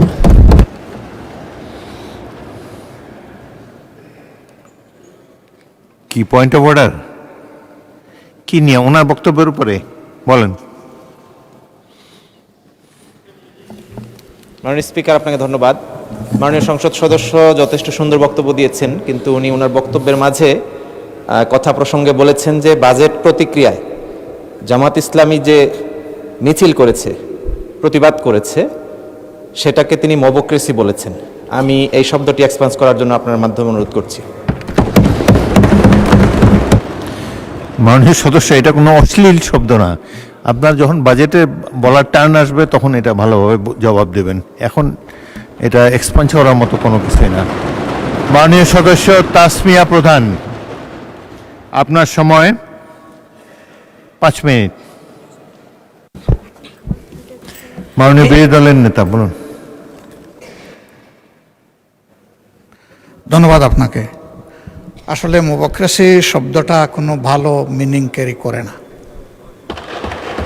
ডেফিনেটলি এটা একটা অবজেকশনেবল শব্দ, এবং আমার ধারণা তিনি খেয়াল করলে এটা বলতেন না, বেখেয়ালে বলে ফেলেছেন। কারণ এই ধরনের বাজেটের প্রতিক্রিয়া আমরাই করি নাই প্রথম, এর আগে সেভারেল টাইমস আমরাও করেছি, বিএনপিও করেছে, অনেকেই করেছে। তাইলে কি সব কিছুই মবক্রেসি ছিল? আমার মনে হয় যে এই শব্দটা এখানে বেমানান এবং এটা এক্সপান্স করাই উচিত। ধন্যবাদ আপনাকে। মাননীয় সদস্য, মবক্রেসি এখন একটা কমন টার্ম হয়েছে, সবার বক্তৃতাতেই এটা শোনা যায়। তো এটা কোনো অশ্লীল শব্দ না। মবক্রেসি এটা অসংসদীয় কোনো কিছু বলে আমি মনে করি না। আপনারাও এই বক্তব্য ইউজ করতে পারেন। এটা রাজনীতিতে নিন্দনীয়, ডেমোক্রেসির বিরুদ্ধে, কিন্তু এটা একটা অশ্লীল শব্দ না, এখনো সংসদে এক্সপান্স হওয়ার মতো শব্দ না। তাসমিয়া প্রধান, আপনার সময় 5 মিনিট। বিসমিল্লাহির রহমানির রহিম। ধন্যবাদ মাননীয় স্পিকার। এই কয়েকদিন ট্রেজারি বেঞ্চ থেকে বাজেট বাস্তবায়নের ব্যাপারে অনেক বক্তব্য শুনেছি। অপটিমিস্টিক বাজেট, স্বপ্ন দেখার কথা বলা হয়েছে। মাননীয় স্পিকার, আমরাও স্বপ্ন দেখেছিলাম জুলাই সনদ বাস্তবায়নের। দেশের 70% মানুষ যে গণভোটের পক্ষে হ্যাঁ রায় দিয়েছিল সেই রায় বাস্তবায়নের। এই জন্য যখন ট্রেজারি বেঞ্চ থেকে বিশাল বাজেট বাস্তবায়নের কথা বলা হয়, স্বাভাবিকভাবেই আশঙ্কা জাগে। জুলাই সনদের ব্যাপারে আমাদের সংবিধান দেখানো হয়েছিল। এই বিশাল বাজেট বাস্তবায়িত না হলে কোন বিধান দেখানো হবে সেটা আমরা জানি না। মাননীয় স্পিকার, এই বাজেটের সবচেয়ে ঝুঁকিপূর্ণ দিক হলো এর বিশাল আকারের বাজেট ঘাটতি। ইতিমধ্যে তারল্য সংকট এবং উচ্চ খেলাপি ঋণে জর্জরিত দেশের ব্যাংকিং খাত থেকে সরকার যদি ঘাটতি মেটাতে ব্যাংক ঋণ নেওয়ার বিশাল লক্ষ্যমাত্রা নির্ধারণ করে, তবে বেসরকারি খাতের জন্য ঋণ প্রবাহ সংকুচিত হতে বাধ্য। বেসরকারি খাতের ঋণ প্রবৃদ্ধি ইতিমধ্যেই 4.7% মতো ঐতিহাসিক নিম্ন স্তরে নেমে এসেছে। প্রস্তাবিত বাজেটের অতিরিক্ত ঋণ নির্ভরতা উদ্যোক্তাদের নতুন কর্মসংস্থান সৃষ্টি ও বিনিয়োগের ক্ষেত্রে বিরাট বাধা হবে। মাননীয় স্পিকার, বাজেটে মোট রাজস্ব লক্ষ্যমাত্রা নির্ধারণ করা হয়েছে 6,95,000 কোটি টাকা। এনবিআরকে সংগ্রহ করতে হবে 6 লক্ষ কোটি টাকা। বিগত বছরগুলিতে প্রকৃত কর আদায়ের চিত্র বিশ্লেষণ করলে দেখা যায় এনবিআরকে লক্ষ্যমাত্রা পূরণে অতিরিক্ত প্রায় 2.45 লাখ কোটি টাকা সংগ্রহ করতে হবে, যা অর্থনৈতিক মন্দা ও কর প্রশাসনের দুর্বল প্রাতিষ্ঠানিক কাঠামোর কারণে কোনোভাবেই সম্ভব না। মাননীয় স্পিকার, বিএনপির 31 দফার নম্বর 15 পয়েন্ট একটু পড়তে চাইছি। আত্মনির্ভরশীল জাতীয় অর্থনীতি গড়ে তোলার লক্ষ্যে ঐতিহাসিক সংস্কার কমিশন গঠন। মাননীয় অর্থমন্ত্রীর বাজেট প্রস্তাবনায় কোথাও সংস্কার কমিশনের কথা কিন্তু আমরা শুনিনি। আরেকটি স্বপ্নভঙ্গ। মাননীয় স্পিকার, রাজস্বের এই আকাশচুম্বী ঘাটতি মেটাতে বাজেটে মূল্য সংযোজন কর, ভ্যাট ও পরোক্ষ করের উপর অন্যায্য জোর দেওয়া হয়েছে, যা অতিরিক্ত সংগৃহীত রাজস্বের 41.2% পূরণ করবে বলে আশা করা হচ্ছে। কিন্তু এই পরোক্ষ করে মধ্যবিত্ত ও নিম্ন মধ্যবিত্ত মানুষের উপরে এক নির্মম আঘাত হবে। বাজেটের পরের দিন দাম বাড়ার কিছু নাই, কারণ গত 2 মাস ধরেই দ্রব্যমূল্যের ঊর্ধ্বগতি। মাননীয় স্পিকার, বিখ্যাত অর্থনীতিবিদদের গাণিতিক রিগ্রেশন মডেলের বিশ্লেষণ থেকে প্রমাণিত হয়েছে বাজেট ঘাটতি 1% বৃদ্ধি পেলে মূল্যস্ফীতি 0.45% বৃদ্ধি পায়।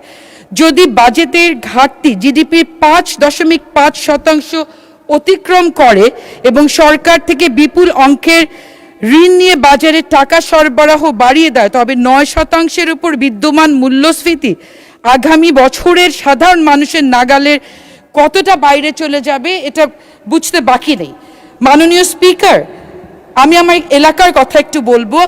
আমি বাংলাদেশের সর্ব উত্তরে পঞ্চগড় জেলার দেবীগঞ্জ উপজেলার সন্তান।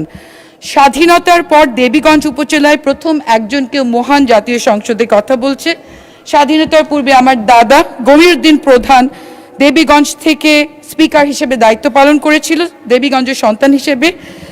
ইনফ্যাক্ট পঞ্চগড়কে আমরা ল্যান্ড অফ স্পিকার্স বলি। মাননীয় স্পিকার, এই মহান সংসদে আমাদের পঞ্চগড় জেলার অনেক মাননীয় সংসদ স্পিকার হিসেবে দায়িত্ব পালন করেছে। মাননীয় স্পিকার, দেবীগঞ্জ সহ বোদা, পঞ্চগড় সদর, আটোয়ারি, তেঁতুলিয়া উপজেলার সমন্বয়ে গঠিত পঞ্চগড় জেলাটি রংপুর বিভাগে অবস্থিত। রংপুর বিভাগে কোনো বন্দর নগরী নেই, পর্যটন নগরী নেই, গোপালগঞ্জ নেই, বগুড়াও নেই। রংপুর বিভাগ বরাবরের মতোই অবহেলিত। মাননীয় স্পিকার, তিস্তা মহাপরিকল্পনার কথা বলা হচ্ছে, কিন্তু এই বাজেটে সুনির্দিষ্ট কোনো বরাদ্দ রাখা হয়নি। বছরের পর বছর পরিত্যক্ত বিমানবন্দর লালমনিরহাট এবং ঠাকুরগাঁয় এটা চালু করার দৃশ্যমান উদ্যোগ নেই। ভারত থেকে চিনি আমদানি করার সহজহীন উদ্দেশ্যে 2020 সালে তৎকালীন সরকার সমস্ত চিনিকল বন্ধ করে দিয়েছিল। মাননীয় speaker, I want 2 minutes time. It's my main. মাননীয় সদস্য, আপনাকে আরো 2 মিনিট সময় দেওয়া হলো। 2 মিনিটে শেষ করুন। Yes. একটু পরেই আজান Yes, হবে। understand. Very much obliged. মাননীয় স্পিকার, ভারত থেকে চিনি আমদানি সহজ করার হীন উদ্দেশ্যে 2020 সালে তৎকালীন ফ্যাসিস্ট সরকার দেশের ঐতিহ্যবাহী চিনিকলগুলো বন্ধ করে দিয়েছিল। রংপুর জেলার শ্যামপুর চিনিকল, গাইবান্ধার চিনিকল, দিনাজপুর জেলার সেতাবগঞ্জ চিনিকল এবং আমার নিজ জেলা পঞ্চগড় চিনিকলটি চালু করার কোনো রিফ্লেকশন এই বাজেটে আমি দেখিনি। মাননীয় স্পিকার, রংপুর বিভাগে দৃশ্যমান কোনো মেগা প্রকল্প নেই। মাননীয় স্পিকার, এখানে সবার একটি এলাকা আছে। মাননীয় স্পিকার, আমার 2টি এলাকা, একটা পঞ্চগড়, একটা বাংলাদেশ সুপ্রিম কোর্ট। আইন ও বিচার বিভাগের জন্য 2,187 কোটি 58 লক্ষ টাকা বরাদ্দের প্রস্তাব পেশ করা হয়েছে। প্রতি বছর বাজেটে বিচার বিভাগের জন্য যে অর্থ বরাদ্দ রাখা হয় শক্তিশালী বিচার বিভাগ গঠনের জন্য তা পর্যাপ্ত নয়। বিচার বিভাগের জন্য বরাদ্দকৃত বাজেটে মোট বাজেটের 1%ও কম। আমরা বিদেশি বিনিয়োগ আশা করছি, বিনিয়োগকারীরা প্রথমেই এসে জিজ্ঞেস করবে বিনিয়োগের সেফটি সিকিউরিটি আছে নাকি, তারা লয়ারকে খুঁজবে। খুবই দুর্ভাগ্যের সাথে দুঃখজনক এখানে উপস্থিত আছেন অনেক ব্রিলিয়েন্ট লয়ার্স ট্রেজারি বেঞ্চে, কিন্তু আইনজীবীদের জন্য একটা টাকাও বরাদ্দ নেই। মাননীয় স্পিকার, আমি আইনজীবীদের স্কিল ডেভেলপমেন্ট, আইনজীবীদের বসার জন্য ভবনের বরাদ্দ রাখার, বাজেটে বিশেষ বরাদ্দ রাখার দাবি জানাচ্ছি। শিক্ষানবিশ আইনজীবী, নবীন আইনজীবী, প্রবীণ আইনজীবীদের জন্য প্রণোদনা এবং ভাতা দেওয়ার দাবি জানাচ্ছি। এবং আমাদের সুপ্রিম কোর্টের বিচারপতি যারা নিরলসভাবে কাজ করছেন, বিচারপতিদের রেমুনারেশন বৃদ্ধি করারও দাবি জানাচ্ছি। মাননীয় স্পিকার, আপনাকে অনেক ধন্যবাদ আমাকে সুযোগ দেওয়ার জন্য। বিজয়ের পথে যাত্রা শুরু, জীবন অথবা মৃত্যু। ধন্যবাদ মাননীয় সদস্য। আপনার দাদা জনাব গমির উদ্দিন প্রধান পূর্ব পাকিস্তান পরিষদের স্পিকার ছিলেন। আমি তার সংসদ পরিচালনা অনেকবার দেখেছি। আমার পিতা বিরোধী দলের উপনেতা ছিলেন। আশা করি আপনি দাদার নাম রাখতে পারবেন। ধন্যবাদ মাননীয় সদস্যবৃন্দ। সংসদের বৈঠক মাগরিবের নামাজের জন্য 30 মিনিটের বিরতি দেওয়া হলো। সবাইকে ধন্যবাদ।